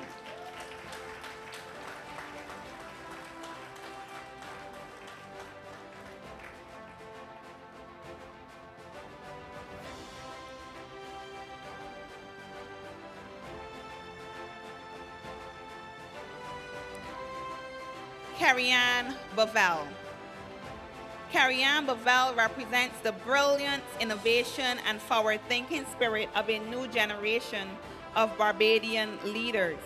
As a founder of EcoMyco, Carrie-Anne developed creative homegrown solutions to 2 significant regional challenges: the growing sargassum and bio-waste problem, and the Caribbean's dependence on plastics. Her work transformed sargassum and agricultural waste, such as cassava peels, into biodegradable materials for use in agriculture, cosmetics, and furniture manufacturing. Recognized internationally with special mention at the 2025 Enrique Garcia Leadership Award, Carrie Ann is a young Barbadian who continues to inspire a generation to view science not only as a means of discovery, but as a tool for national transformation and sustainable development. Tonight, we salute Carrie Ann Bovell. Unfortunately, she's not here to accept her award. Young Naomi Dummett. At just 9 years old, she stood boldly before Prime Minister Mia Moore-Motley and ministerial colleagues during a Paris Speaks community engagement session, passionately advocating for a cleaner and healthier Barbados.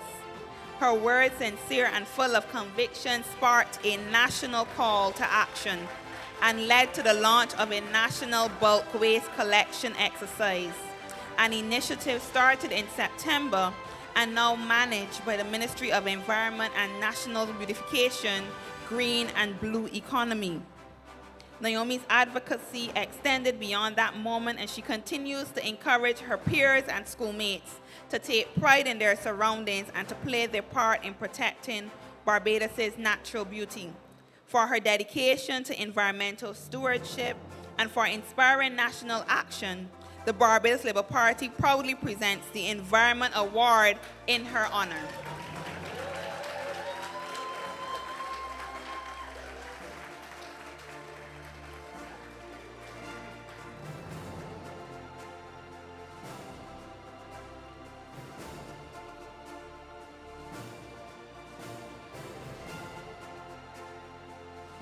Keisha Dowridge.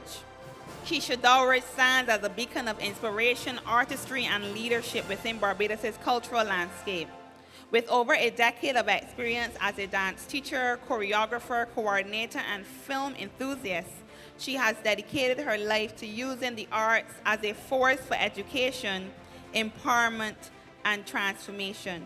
A proud Barbadian, Keisha's artistry is deeply rooted in national identity and social consciousness. In 2024, Keisha coordinated the anthem ceremony and flag bearer segment of the ICC Men's T20 World Cup in Barbados, leading over 200 children in a display of precision and pride. Keisha Dowridge's career reflects resilience, passion, and purpose. And tonight we salute her for embodying the true spirit of cultural leadership and national pride.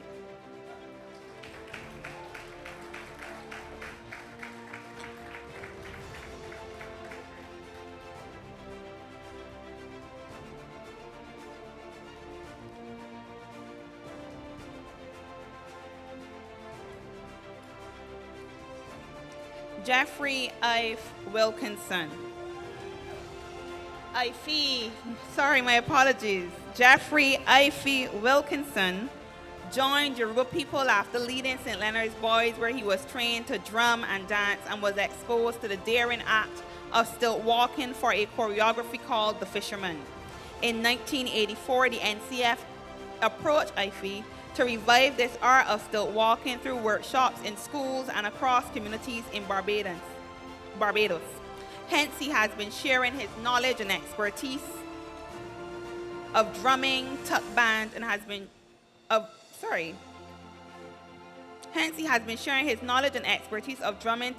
with Lanship and stilt walking for over 40 years.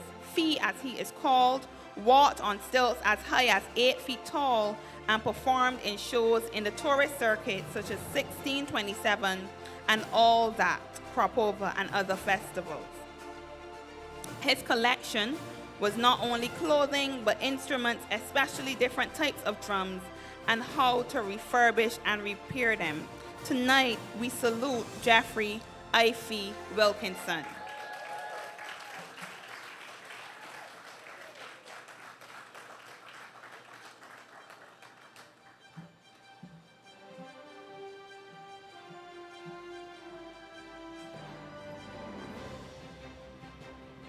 And we thank the General Secretary for presenting these awards.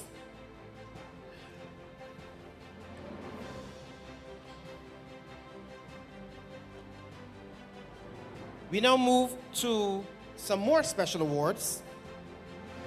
And at this time, I call on Rommel Springer Member of Parliament to present the Ermy Bourne Award.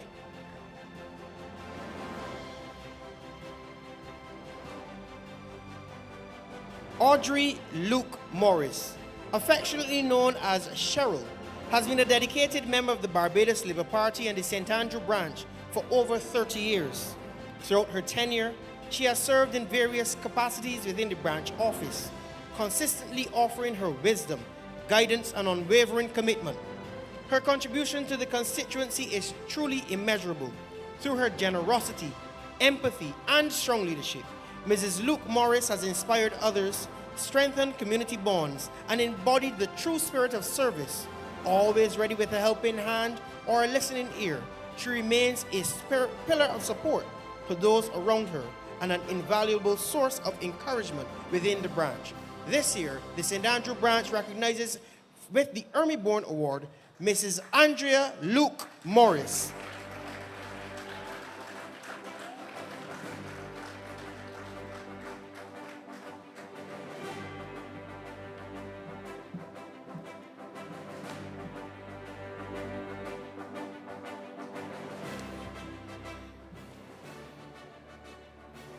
Thank you, Comrade Ramel Springer. And we now invite Chief Executive Officer, Senator Pat Paris. The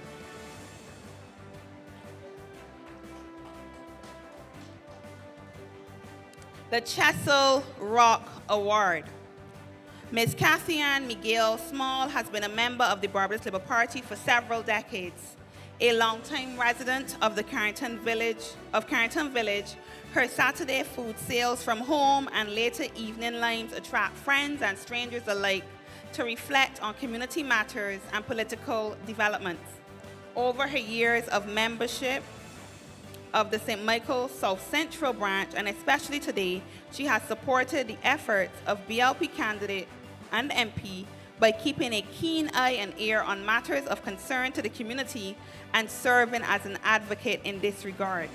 The MP for St. Michael South Central, Marcia Cattle, and branch congratulate and thank Kathy-Ann Small for her support and service to our community.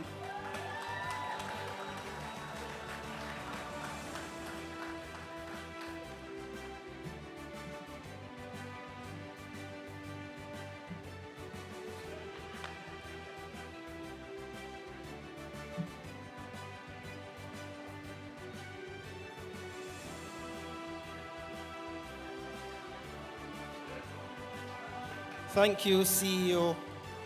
And now I invite our party chairman, His Honor Senator the Most Honorable Reginald Farley, to present the Chairman's Award. Mrs. Corinne A. Kennedy Tate is a trailblazing educator, reformer, and civic leader whose distinguished career has transformed education and public service in Barbados and the wider Caribbean. Guided by excellence, discipline, and a lifelong commitment to national development, she has set enduring standards in leadership and service. A devoted member of the Barbados Labour Party, she has served in numerous roles, notably as treasurer and fundraising chair for the Christchurch East Branch and the Women's League, combining creativity with community engagement. Recipient of the Gold Trident of Excellence, Mrs. Kennedy Tate's life exemplifies purpose, perseverance, and patriotic devotion, a legacy of service beyond self. This year's Chairman's Award goes to Comrade Corinne Kennedy Tate.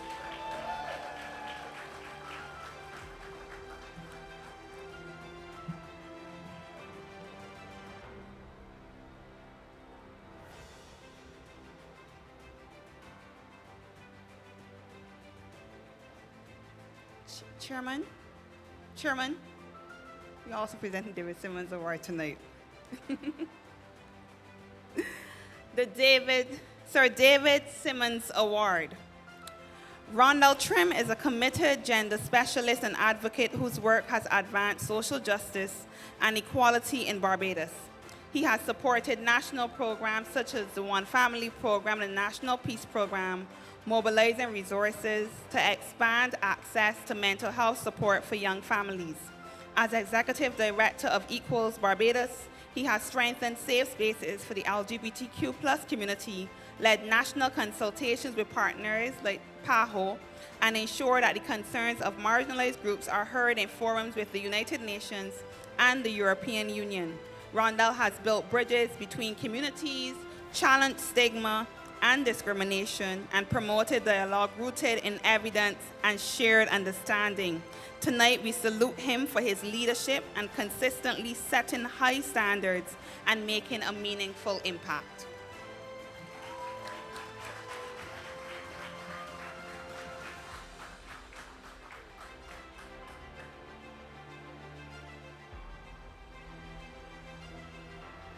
Thank you, Chairman.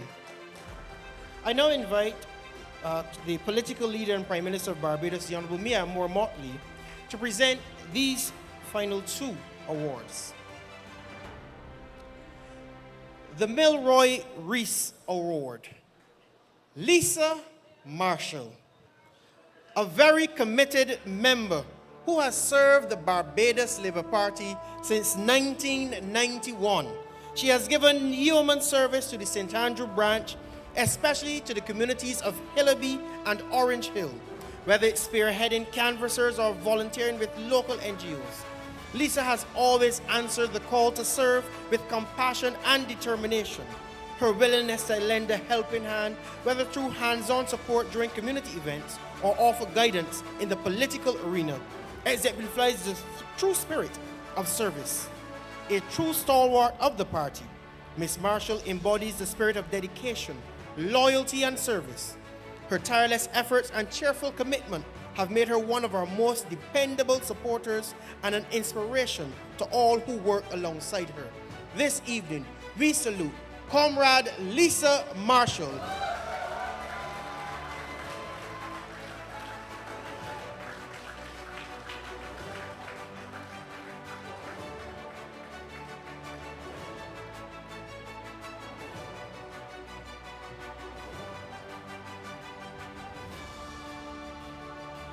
Congratulations, Comrade Lisa.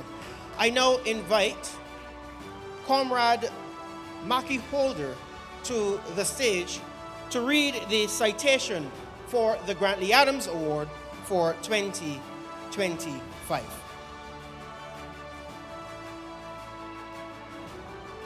Good night, conference. Good night. In the back, not hearing you. Good night, conference. Sounding like the BLP. Honorable Mia Moore-Motley, Prime Minister, Minister of Home Affairs, Crime Prevention, and Disabilities of St. Lucia, Honorable Jeremiah Norbert, His Honor Senator the Most Honorable Reginald Farley, Chairman of the Barbados Labour Party, Senator Dr. the Most Honorable Jerome Walcott, General Secretary of the Barbados Labour Party, Conference Chair and Second Vice Chair of the BLP, Marsha Cattle, MP, other members of the Executive and National Council, members of Parliament, specially invited guests. This is the last award, so I invite all of you to salute all those who have gone before with a rousing hand of applause.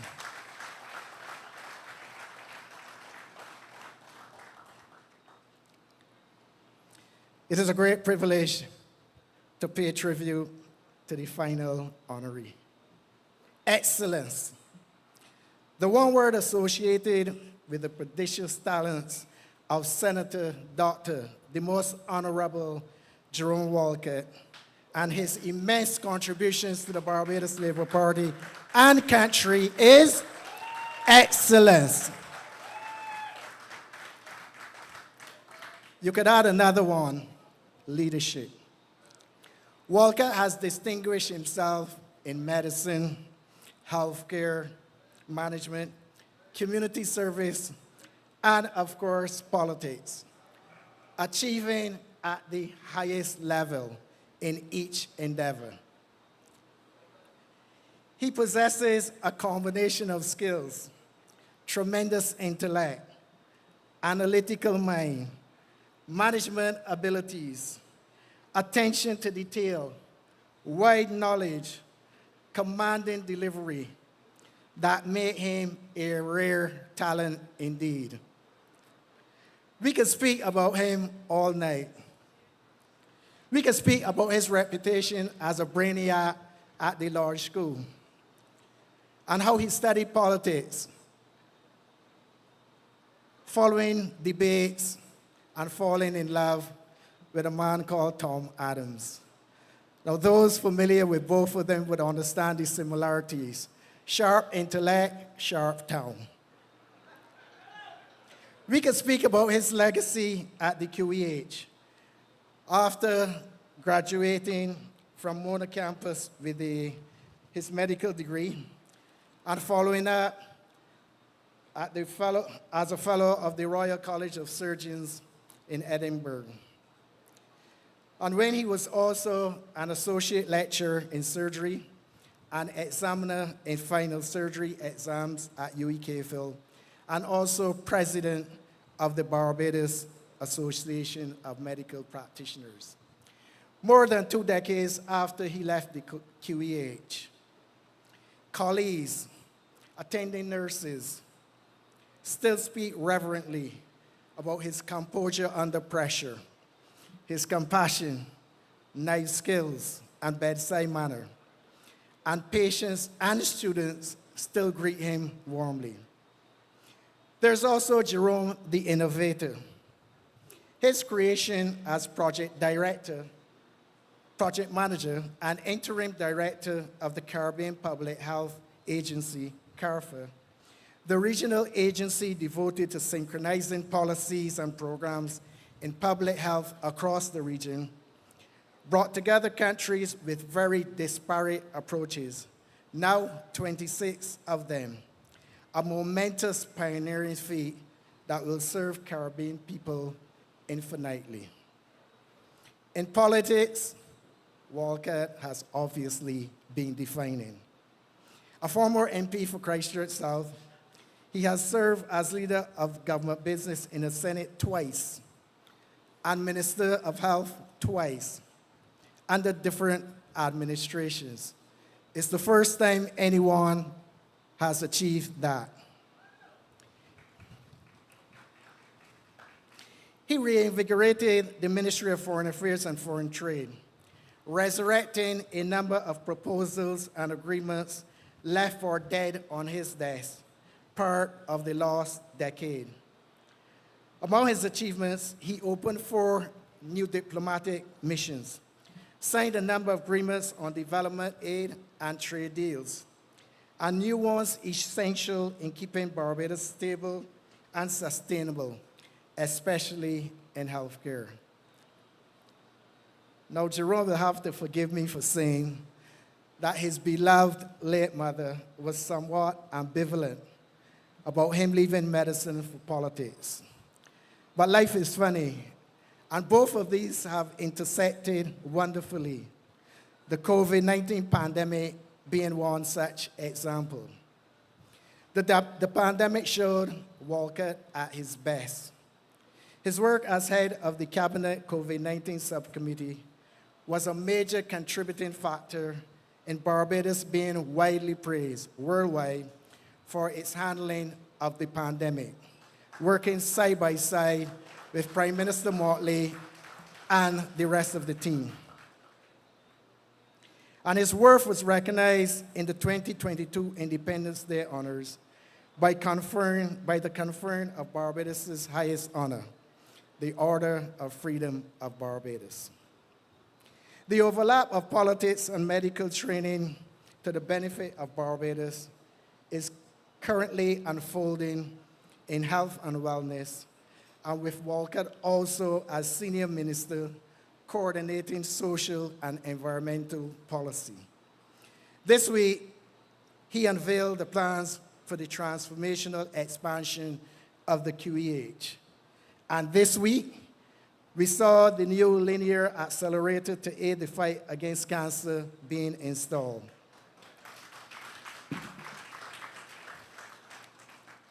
We see the new geriatric hospital nearing completion. There have been more than 200 new hires at the QEH, Nurses are now being trained for the first time at Caveville UWI.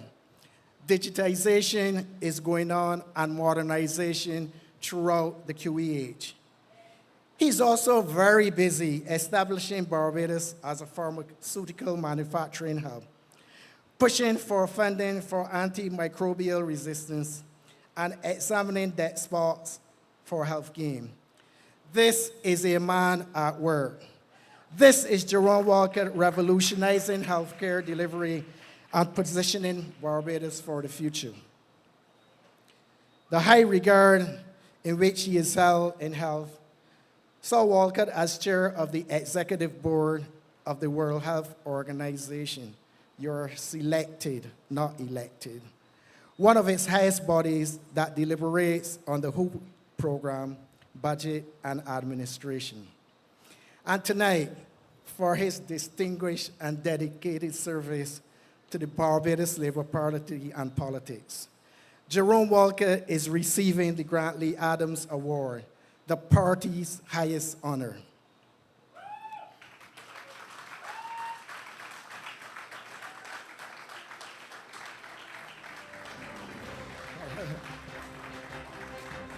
This is most fitting for the man. This is most fitting for the man who has been a member of the party for more than 40 years and who has served with distinction in every senior position in the party.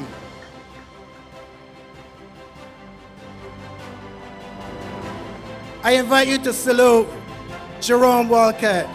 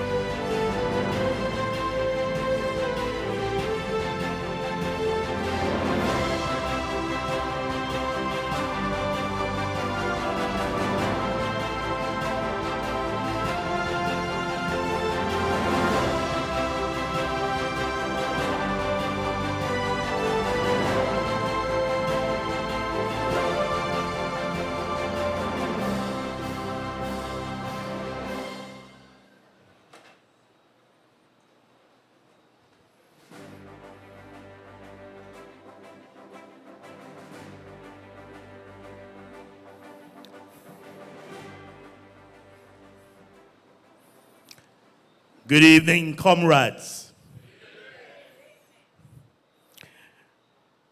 The political leader and Prime Minister, the Honorable Mayor Motley, Your Honor, the Most Honorable Reginald Farley, President of the Senate of Barbados, Minister Jeremiah Norbert, St. Lucia, welcome.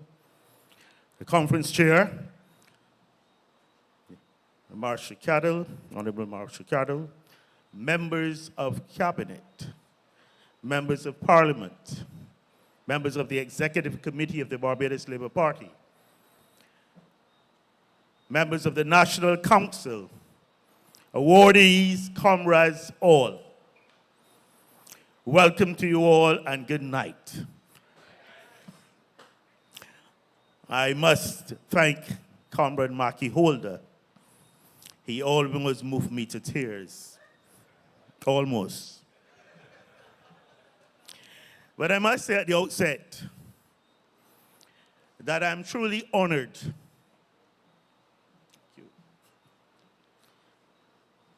Truly honored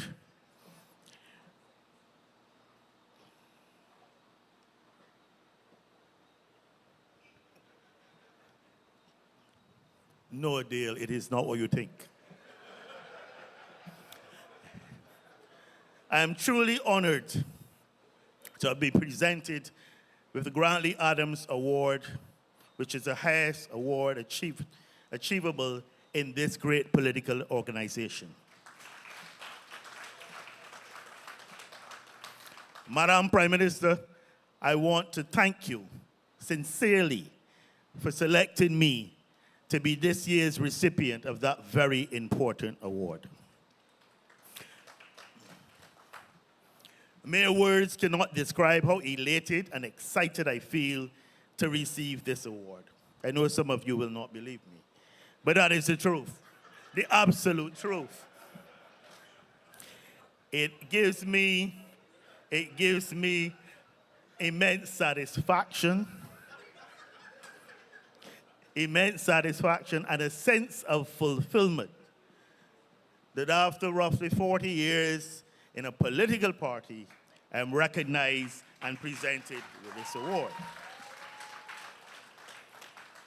But before I go further, comrades, the ones of you who walk with me, who canvass with me, who involve in activities within the Barbados Labour Party, be it fundraising, be it planning for conferences, I could not have received this award without you and without your assistance. And I invite you to celebrate my achievement this evening with me, be part of this.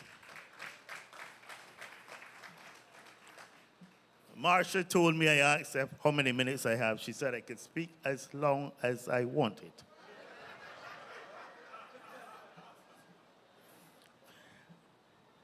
As I reflected earlier today about this award and this evening, I said 40 years, almost 40, roughly 40 years of one's life. I believe half the people in here are less than 40. I believe so. But as I reflected, I said 40 years of the most, how should I put it?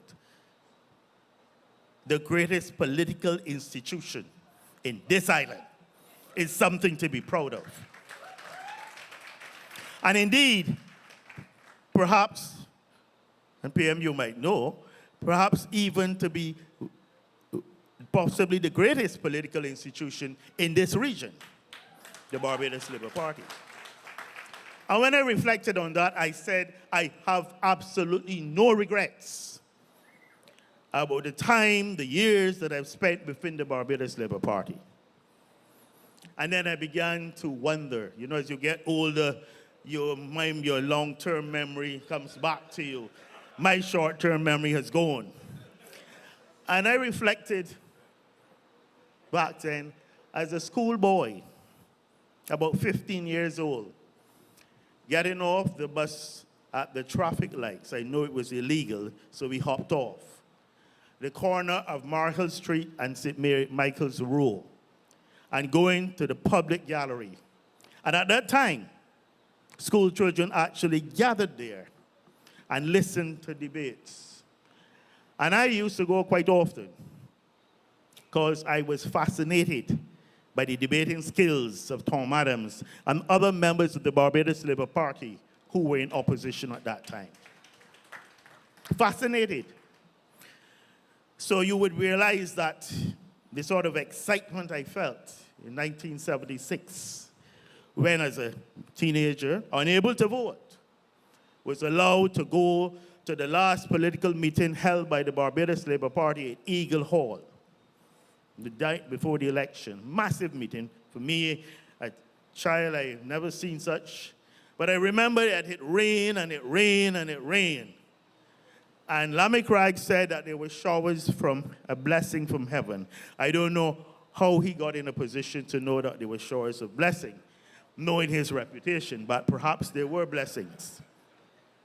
But the euphoria that erupted around me the next day when we had won that election. And I believe that is when the BLP had bitten me. But I went off to Jamaica to study medicine. And while in Jamaica, I don't know if he's here tonight, I met a bedrock of the Barbados Labour Party in the form of Mr. George Griffith. We were staying in the same hall, Taylor Hall, and he introduced me to a young radical economist whose nickname was Tass. That is how I met Owen Arthur. And Tass and George were part of this Beijing parliament that met in Chancellor Hall every Tuesday night to discuss political matters in Barbados, political matters in the Caribbean, and global political matters. My first interaction with TAS was not a pleasant one. He felt that medical students were snobbish, didn't care anything about politics, and what the hell I was smelling around them for. Why did I think I needed to be there? But he relented, and they accepted me as an honorary member of this Bajan cabinet, as they called it. But then George did even better for me. I came home for the summer vacation, and George Griffith invited me to the shipping. I think that was the name of it, the shipping, for rum and coke. You're entitled to that as a young student. And I was then introduced at the shipping to Tom Adams. So George Griffith, what a coincidence. Through him, I met Owen Arthur, who was a young economist, and through him, I was meeting Prime Minister Tom Adams in the shipping. And I was in awe, sitting down, have a drink. He said, have a drink, young man. And then he involved me in conversation about student life in Jamaica and this and that. And then I got an invitation to a cocktail reception at Elara Court. Me. So I think that was it. I finished medical school, came back to Barbados, and of course, I joined the Barbados Labour Party. Had to. And the Barbados Labour Party then allowed me to not only serve my people, but to serve in my country at the highest level, and to represent my country at the highest level overseas. And that is something of which I am eternally grateful for this institution, this Barbados Labour Party.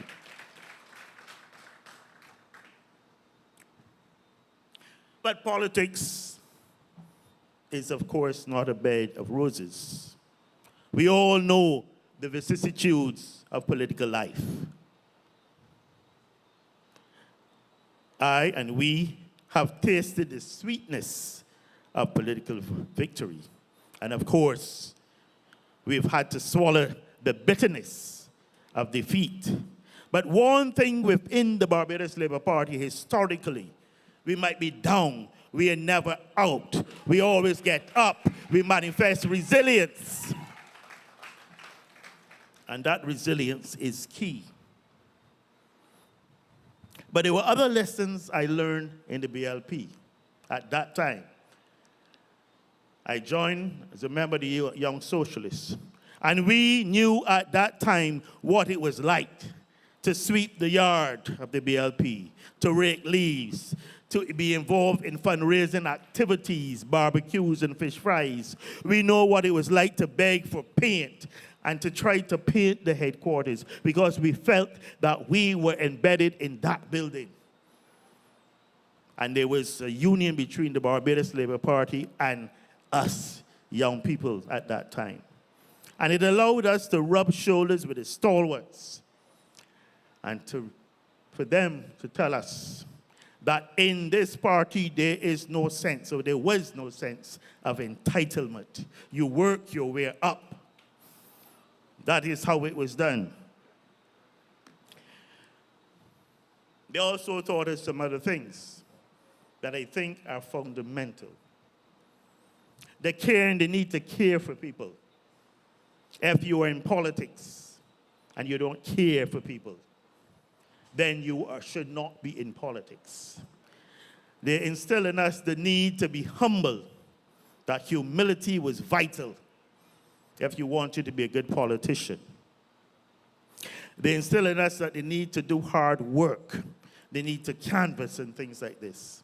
And of course, they warned us that there was no place for hubris and this feeling of self-importance. These did not go well. And I took those lessons, and I believe that they're still relevant today, some 30, 40 years later, in terms of politics in the Barbados Labour Party. I went on, as Maki said, to get involved in party matters. I was co-opted to the National Council, and I believe I've been on National Council PM roughly 30 years now. The only position I have not held on the executive committee of the Barbados Labour Party is that of Treasurer Davidson, and I didn't want it. So I'm just saying this, and I'm going to finish shortly, because there's some things that you need to remember. Serving your community. Resilience. The need to not believe in entitlement. The need to be humble. The need to be caring. The need to be hardworking. These are the things that we need to continue and maintain this party from its members. Perhaps I've said enough. Comrades, through your commitment, your dedication, your hard work, your sacrifices, the BLP won 2 massive victories, 2018 and 2022. But to whom much is given, much is also expected. And I can say that since then, I was once told that, I used to say it quite often, in order to become the finest steel, you have to go through the hottest fires. And the Barbados Labour Party government, since winning elections in 2018, has gone through some of the hottest flames. The hottest flame of the economic quagmire in which the government, I can't even say the government, that presided, that misgoverned over the 10 years, the hottest flames of the COVID pandemic, the hottest flames of the volcanic ashfall, of Hurricane Elsa's, and more recently, Beryl. These are the sort of flames that we have endured, but we have continued to progress and we have survived and continue to move Barbados forward. This is what we have been able to do. The world is restless. There are wars. There's a President Trump. And even in the Southern Caribbean, there's saber rattling. And I may dare say, Prime Minister, even at home, there seems to be some, if we listen to the opposition leader, although I don't know whether it is a saber that he's rattling, or if it is indeed his hands that are shaking. Followed by his cohort of individuals who go marching or walking or demonstrating almost every Saturday, yet complaining that there's no freedom of expression. They utilize the social media. They continue with their lies and carry their naked half-truths. And sometimes their slogans and their placards have a distinct appearance that there may be some sort of bipolarity in their issues. But, comrades, we must continue to face them. We have to face them. We have to respond to them. We have to replace their falsehoods and lies with the truth and with facts. And we as a party must continue to move forward on our mission to transform Barbados in spite of them. Tonight, my simple message: we as a party must remain united, resilient, steadfast, committed, determined, humble, and caring. And in the end, the rewards shall be yours. Thank you and good night.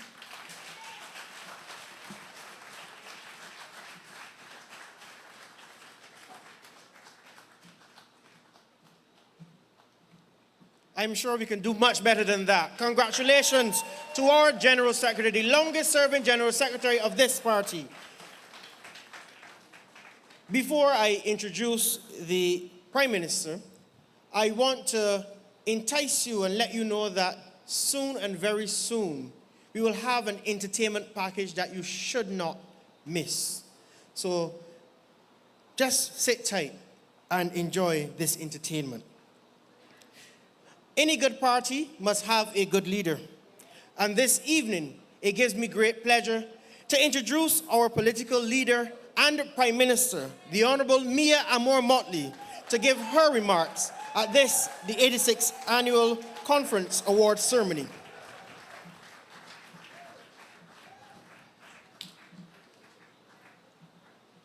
Thank you very much, Danny. All protocols observed. I realize that you get to see me tomorrow again, and therefore I shall not spend a long time here. But I wanted to reflect on tonight's proceedings, because at the two ends of the spectrum, you have the future and you have the voice of experience. Tahir Bulbulia, I thank you for sharing your perspective as a young Barbadian man,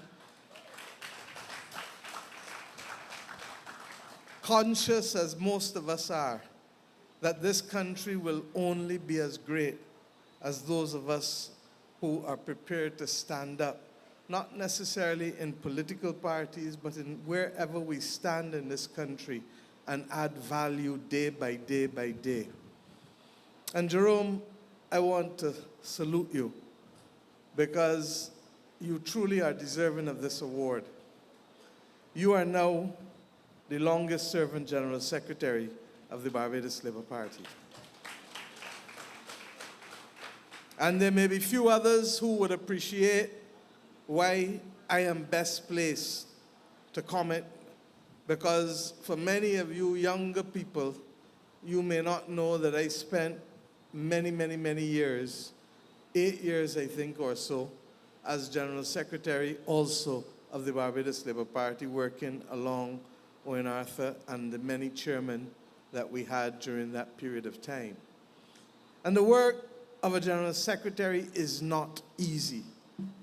Indeed, the ability to keep the party unified, the ability to ensure that the bills are paid, the ability to ensure that the standards are maintained, that the institution is allowed to grow.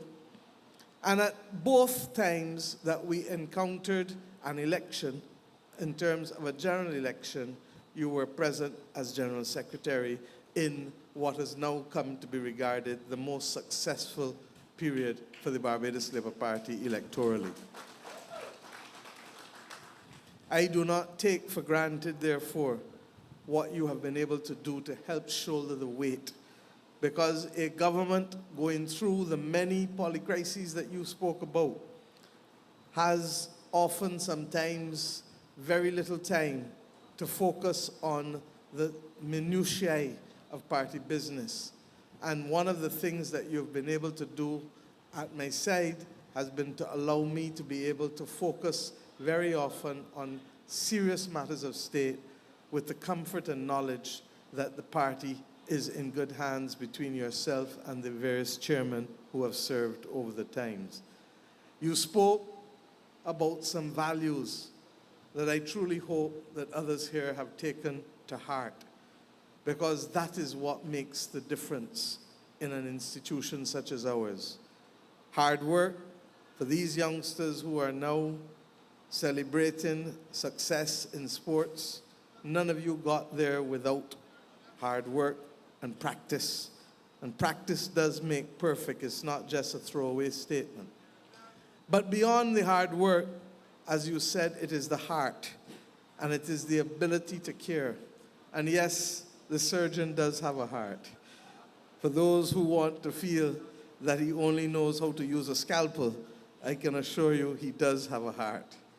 And that has made a big difference, because for many of you, and I want to link it back to the absence of hubris and the importance of humility.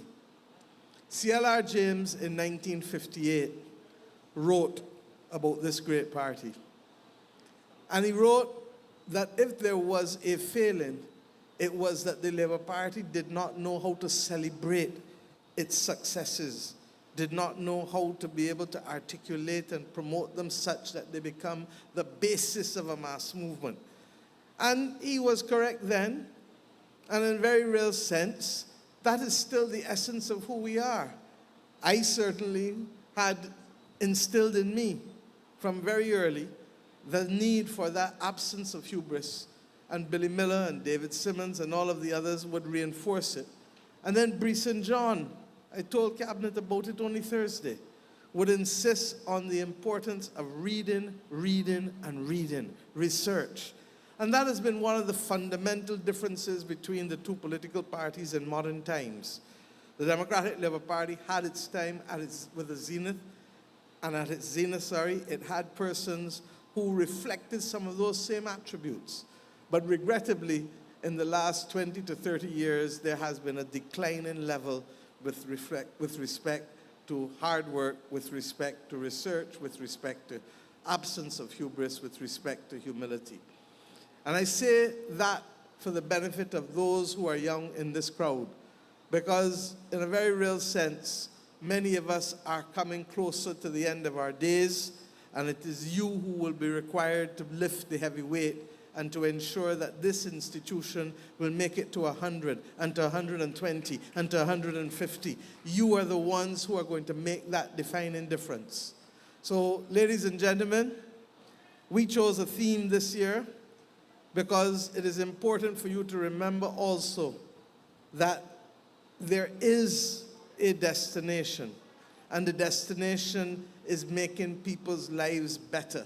That is why we don't need to change our motto, a better life for our people, because that is what we come to work to do each and every day.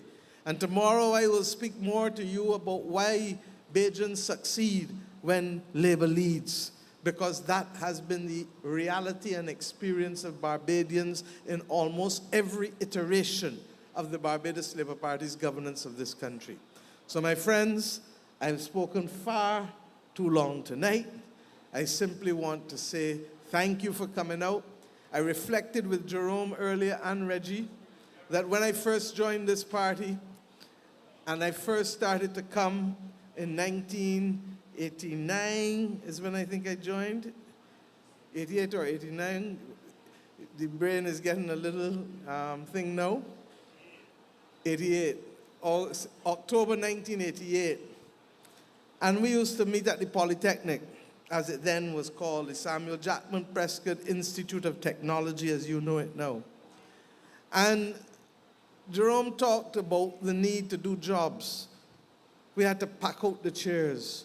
We had to do all of the things necessary. There was nobody to pay. There was pure voluntary work. And I want to remind us that it didn't harm any of us in here today. But the other thing that struck me is that, and it used to be done over 2 weekends, we didn't say thank you sufficiently to those of you who make this party great. You, the rank and file. You who came up here tonight, one by one by one by one, representing different constituencies. Those who, when all is said and done, you are the ones that make the difference collectively to our being able to do the things to make this country great. So I thank all who have received awards for your work in the party, and to those who have achieved nationally and internationally who are not members of the party. We took a decision many years ago that it was important for you to understand that we see you, hear you, and feel you when you carry the achievements that you carry to make this country and our people proud. And this is just our small, modest way to not only say thank you, but to encourage you and others to keep going in that direction. My friends, we have been blessed, but we have faced tribulations. And Jerome spoke tonight about both Hurricane Elsa and Hurricane Beryl.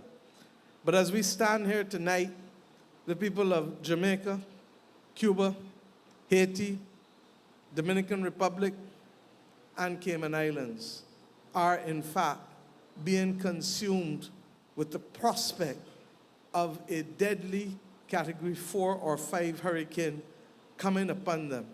And perhaps the worst news of it all, and Dale, you will recall because you went with me to Bahamas, is that like Hurricane Dorian, which dodged Barbados and a week later decimated Grand Bahama and Abaco, that like that hurricane, the speed has so slowed down that its potential to cause true and utter devastation to our brothers and sisters in the Northern Caribbean is very, very real. So I ask each of us before we say our prayers tonight, before we sleep, to keep in mind the people of this region, those who are at risk of the onslaught from that hurricane, and then keep also in mind the need to pray for peace, because as I will speak to you more tomorrow, peace must be what we work and come to work to build each and every day, because there is nothing rational or reasonable about war in any manner, form, or fashion. And I am a believer in the power of prayer, and I ask each of us, therefore, to ensure that we join in those band of voices that will lift up our voices in prayer for these purposes. For the rest of you, I beg you, when you hear the entertainment tonight, and I see the fellas to my left, rest assured that that is supposed to give you an injection for the next 2 days, because in here is a little too quiet tonight for my liking. And I intend to come tomorrow to mash up the place. Good night and God bless you.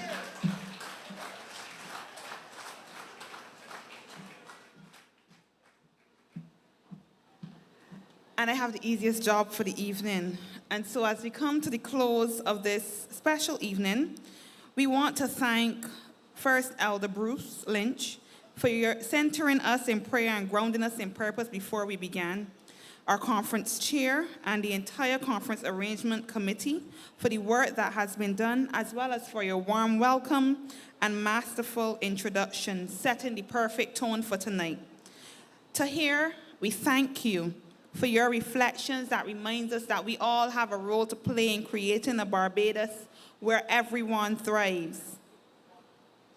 It has been a privilege to be able tonight to shine a light on the remarkable individuals who received awards tonight, whether from our constituencies, leagues, or branches.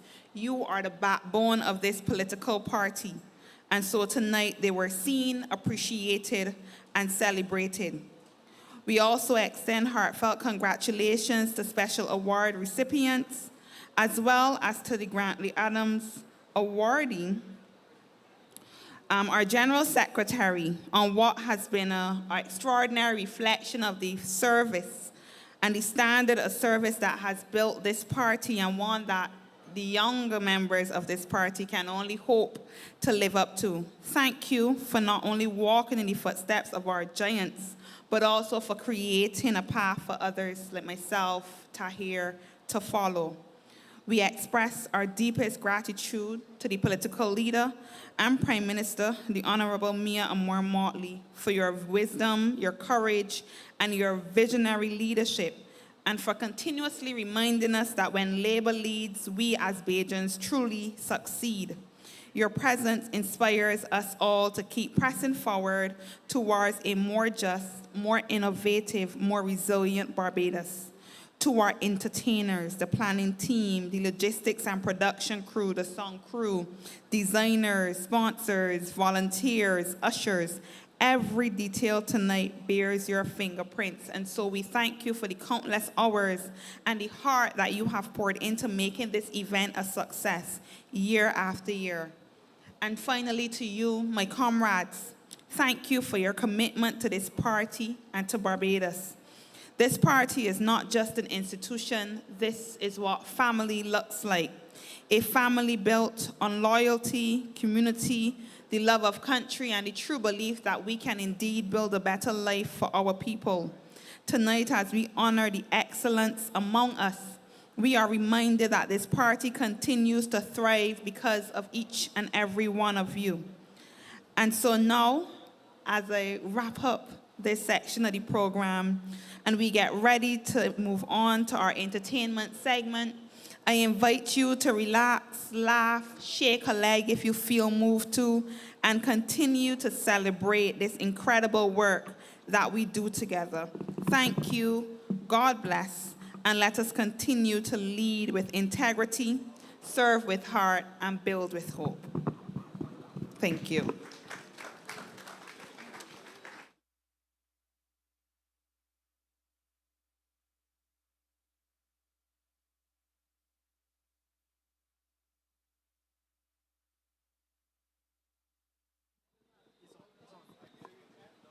Comrades, you heard the political leader and Prime Minister say that in here is a little bit too quiet for her liking.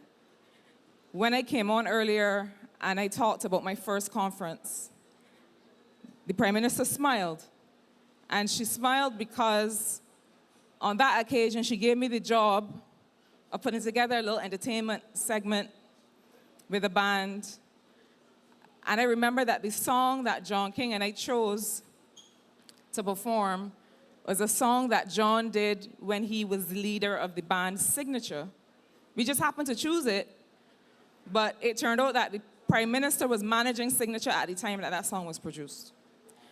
The reason we brought back this segment is that we want some energy to start off the conference, but we also want to do something else. We want to show you that there's talent in the party, there's talent in the parliamentary party, and you might find one or two surprises. So please do whatever your body moves you to do as you enjoy this next entertainment segment. Thanks. Thank you.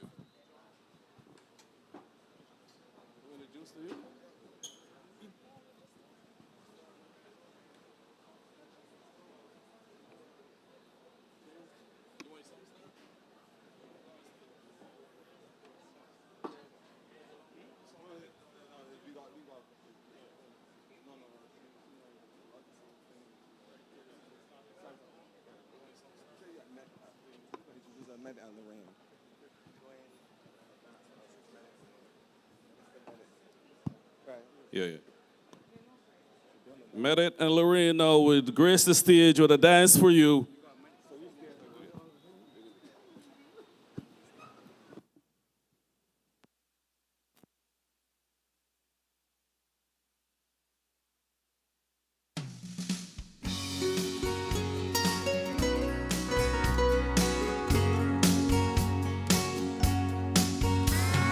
Lit up the room simply by just walking in.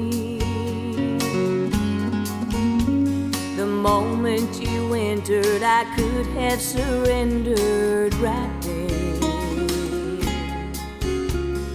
Your silhouette was the vision in my every dream. And when our eyes met, you shook the earth under me. My knees became weak and my heart started racing away. You left me breathless when I saw you headed my way. Holding you now, well, it's all I can do to believe. If this isn't love, baby, don't wake me up from the dream. 'Cause baby, you're turning and turning my world upside down. I should know better, but there ain't no turning back now. Hey, I never known love to take me so high, take me to heaven and take me tonight. But whatever you do, baby, don't take your hands off my heart.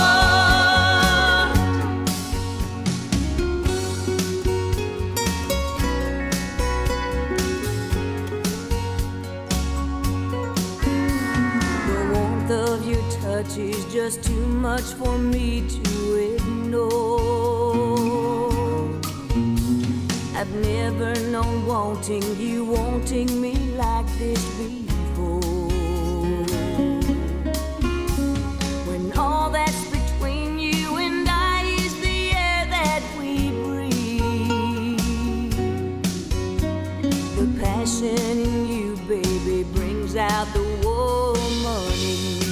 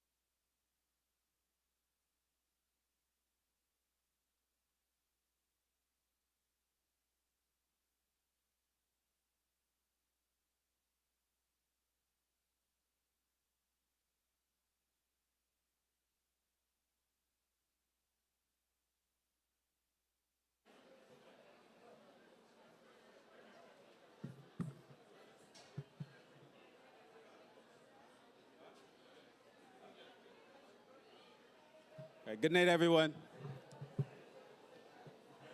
Good night, everyone. Oh, it's on now. So, yeah, a little higher. Thank you. So tonight I want to do a spoken word piece. I'll take it over. A spoken word piece that I wrote. It's called Caribbean African. And I think, PM, considering our new relationship with Africa, and of course what we're doing in the region to build bridges, this is a piece I wrote. It's called Caribbean African. It goes like this. I can't hide it. I can't fight it. I am what I am. Descendant of an African, a warrior, a storyteller, a music maker. Long time I trod without a culture, serious. But can you imagine it? Being trapped like sardine in a slave ship, victim of economics, cheap labor they call it, and your whole tribe in a panic because you left on a journey that should have taken 5 minutes and never return. You never return. That's serious. And then naked you were made to parade in the square, but only the lucky had survived to reach there. For those who they had broken were gathered and dumped, for sickness and disease should not spoil the whole bunch.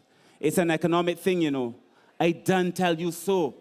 But being treated like a dog, taunted, teased, being made to wallow for weeks in your pee and your feces, watching your sister being battered and raped is more than I could take. My heart does break, because that's serious. And then they bend you over, and they brand you like cattle. You, in your village known as a hero in battle, that's a crying shame. And then they take your name. They oppress the body, and then they oppress the brain. So when I see some brethren prospering and forgetting the rest that's suffering, I tell myself, that's a sad situation for that man to be in, to love the thing that hated him most. My friends, that is serious. But glory be to the African spirit, beaten and bruised, but we living to tell it. And yes, we saw hardship, but hardship brought with it calypso and reggae, sweet Caribbean music. So yes, I admit the damage has been done. And we speak of one love when we know we ain't one. So brethren, listen, because this is the hour. We need to seek wisdom, for knowledge is power. And to stand on a mountain and proudly declare, Jah, you've blessed me with my African hair. We have lied to ourselves. Let us rise up from that. Because we are not ugly, my friends. We are black. And black is a mystery that's yet to unfold. And black is a story never properly told. And black is pure beauty. So that is what I am. A warrior, a storyteller, a Caribbean African. Good night. Thank you.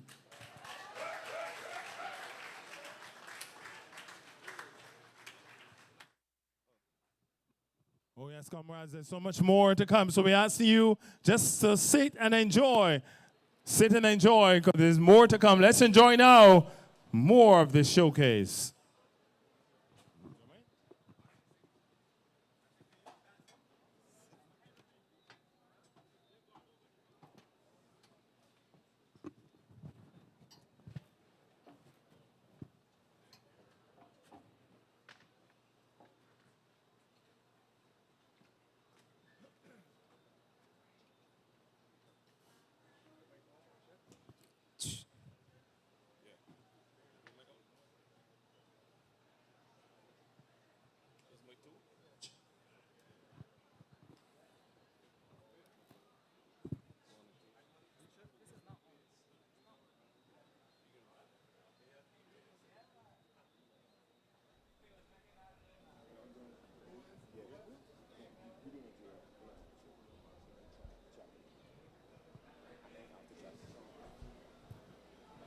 Birch, give me mic 2.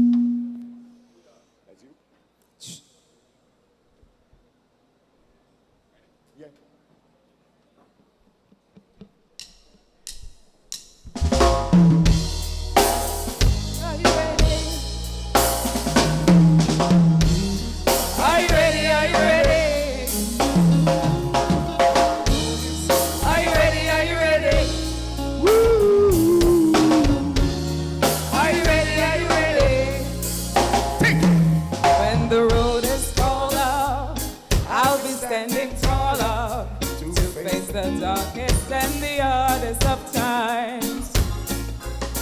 We'll be taking care of all the children thereof, and if it's required, we'll be on the front line.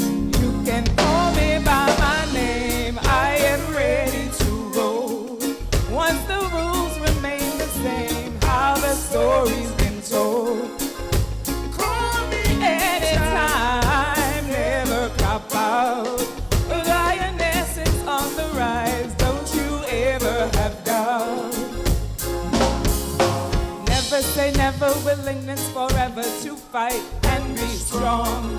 Once it's for better, I'll write every letter and moving right along.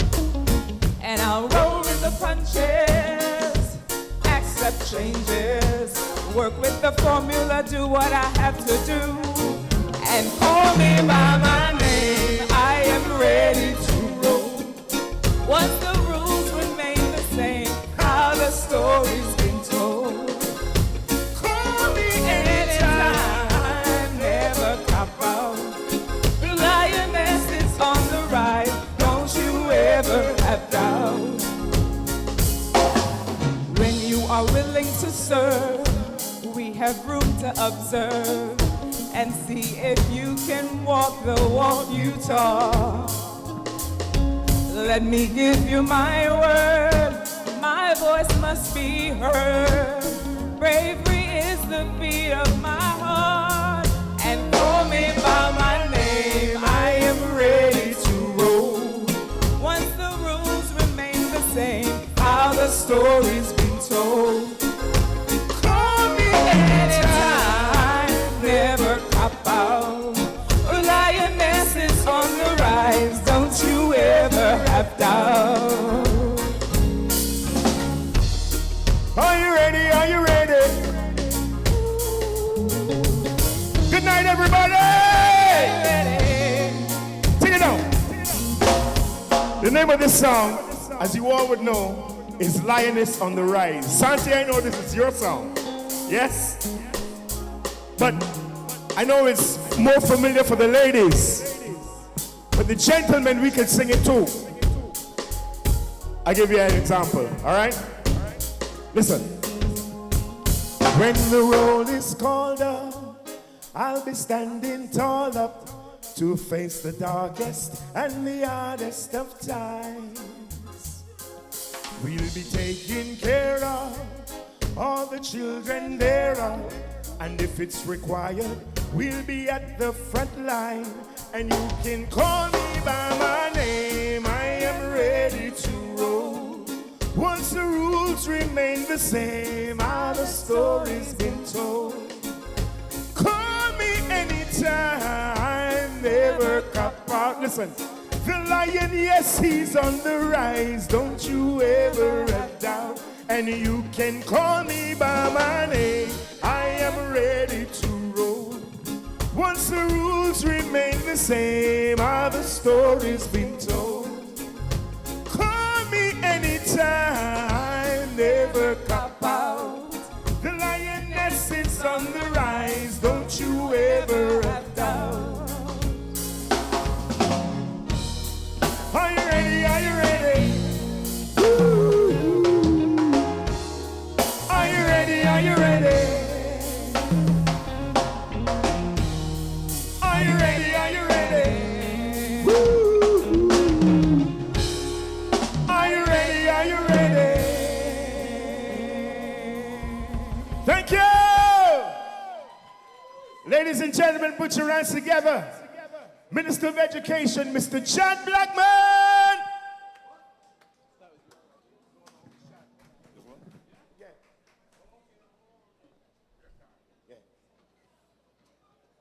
Good night.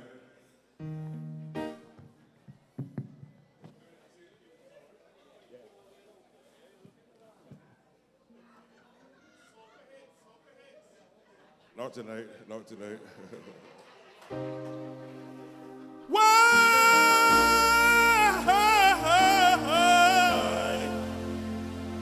Hello, hello, hello, hello, hello.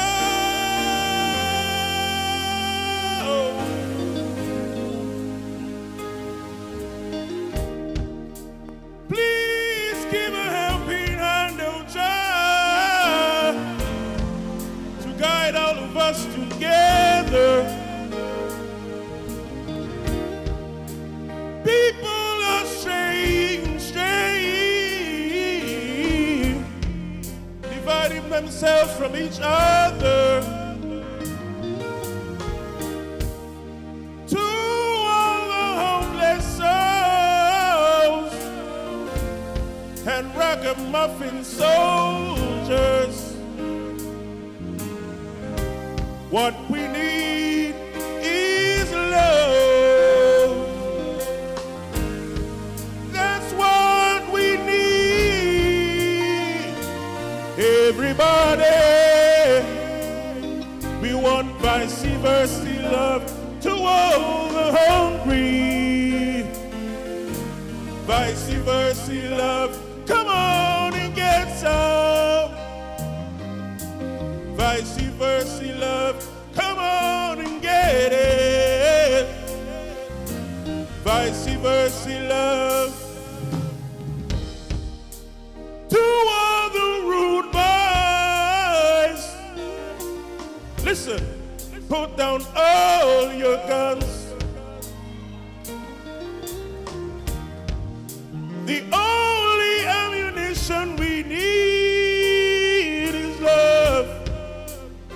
Love for everyone. Mothers, tell your daughters. Fathers, please tell your sons. Just warn them, teach them, tell them, show them that what we need. Everybody, we want vice versa love to all the hungry. Vice versa love to all the rejects. We want vice versa love. Come on and get it. Vice versa love. Want them.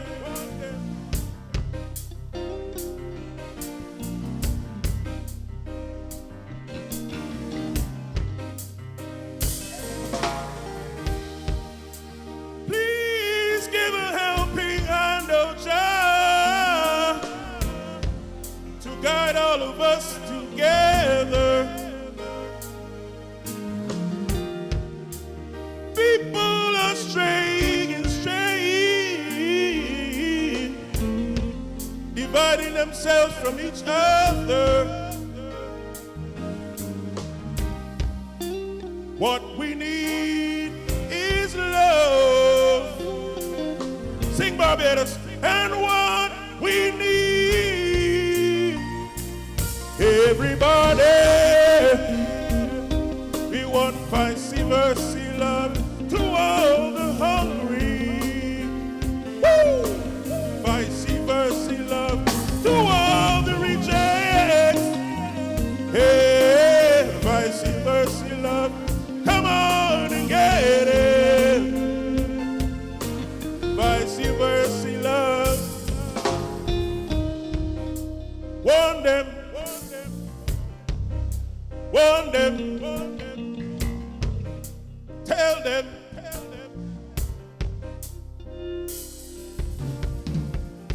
Warn them.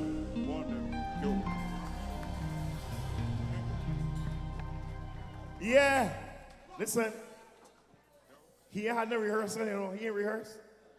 I rehearsed for him. And the man said he sound better than me. Yo, as I was saying, Trinidad, chat got throat, but throat. How I can follow he? Huh? All right, we can see now. You have any Bob Marley fans here tonight? Let's go. Oh, yes.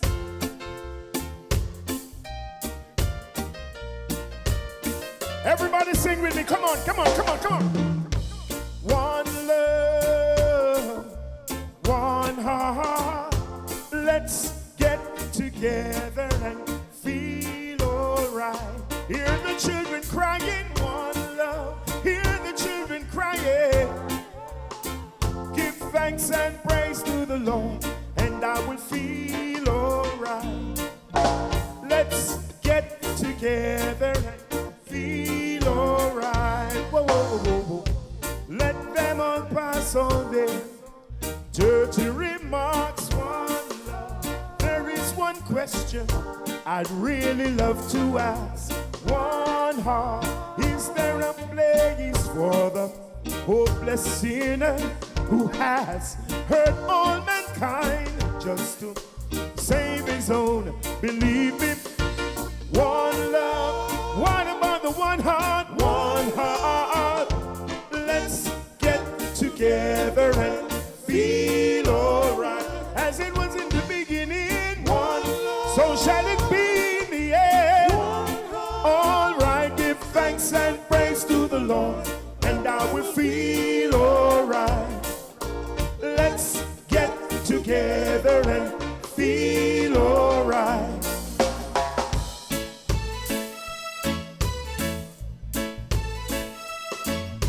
Everybody sing with me, come on. Everybody! Don't worry about a thing, 'cause every little thing is gonna be alright. Everybody get up, come on. Sing it, don't worry about a thing, 'cause every little thing is gonna be alright. If you know it, sing with me, come on. Rise up this morning, smile with the rising sun. 3 little birds pitch by my doorstep, singing sweet songs of melodies pure and true. Singing, this is my message to you. Let me hear you, come on. Singing, don't worry about a thing, 'cause every little thing is gonna be alright. Singing, don't worry about a thing. I won't worry. Every little thing is gonna be alright. Singing, don't worry about a thing, 'cause every little thing is gonna be alright. Don't worry. Singing, don't worry about a thing, 'cause every little thing is gonna be alright. Thank you very much. Thank you. Put your hands together. My schoolmate, my good friend, John King.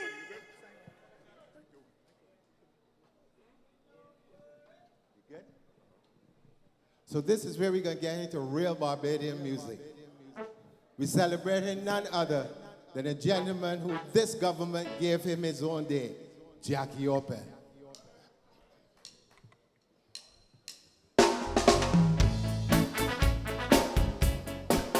And if you know the song, you can sing along with me.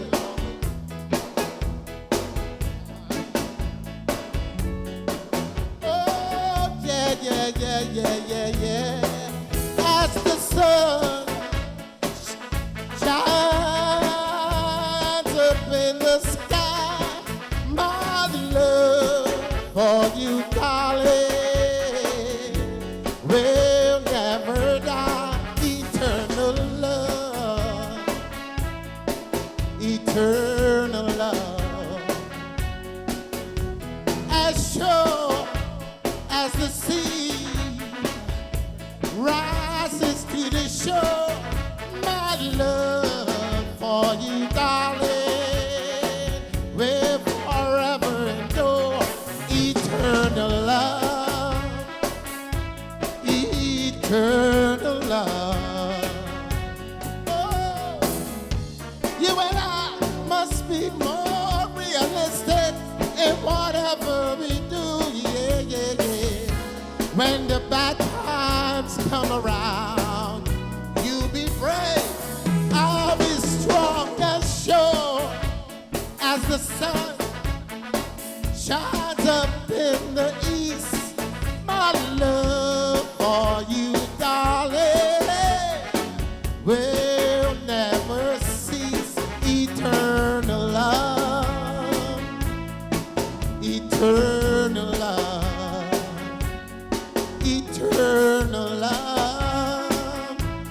eternal love.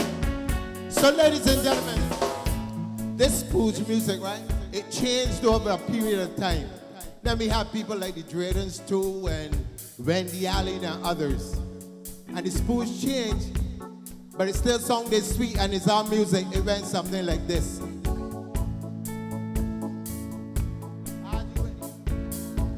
Mr. Bassman.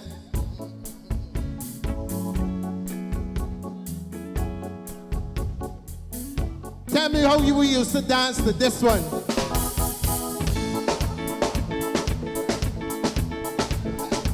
So everybody put your hands together like this. Here we go. As sure as the sun rises in the east, my love for you, darling, will never cease. Eternal love, eternal love. As sure as the sea rushes to the shore, my love for you, baby, will forever endure. Eternal love, eternal love. Oh, eternal love. I said eternal love. Oh, I want you, baby. I need your love. Oh, baby. I know I need your love. I need your love. Eternal love. Put your hands together with John King. Yeah. Right now, ladies and gents, I want you all to put your hands together. I call her the singing attorney. Put your hands together for Tyra Trotman. She looks so beautiful, don't you agree? All right, we switching up the vibe a little bit.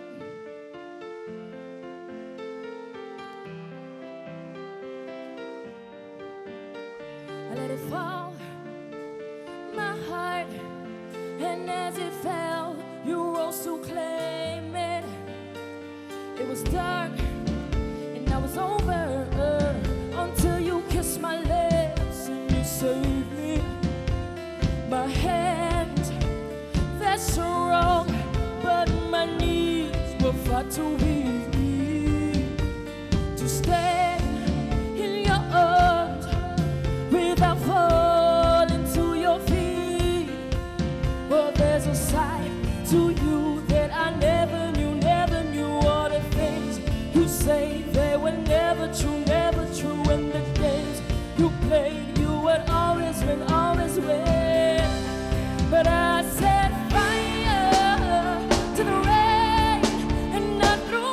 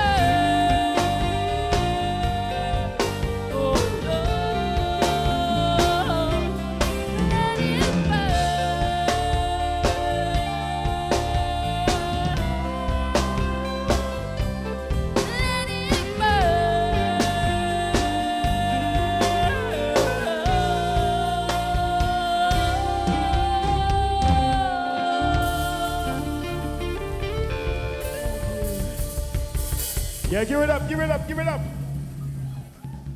Thank you. Gonna do one more song for you, but we want everyone to join in with this one. Prime Minister, this one was inspired by you, so. Yeah. Biggie said you gotta sing. You go, yeah. You gonna sing. Singing is all about hearing. John, play a note there, play a note. Any note. Just play and hold it. PM, you can hear that? You can sing. Singing is all about hearing. So once you can hear, you can sing. So come on here, man. Come. Let's go.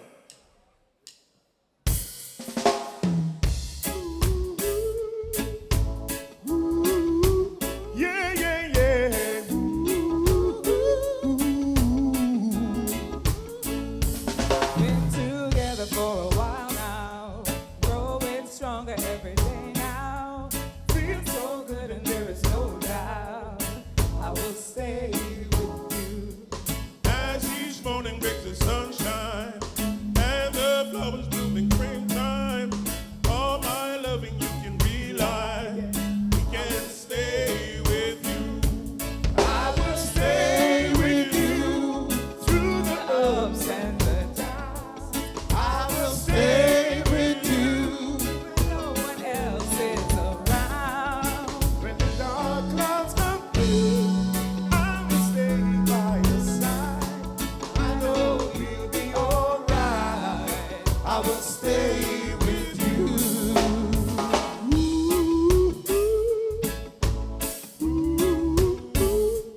Though relationships can get cold, have the tendency to grow old, we've got something like a miracle. Yeah. I will stay with Everybody! you. Oh, I will stay with you through the Ups and the downs, I will stay with you when no one else is around. when the dark clouds I will stay by your side. You know we'll be alright.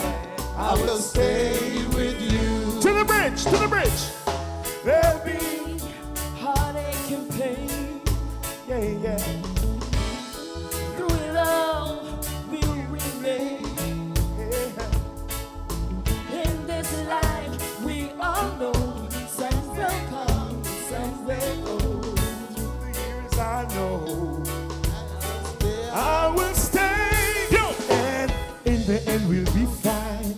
Love so beautiful and divine. We'll be loved for a lifetime, yeah.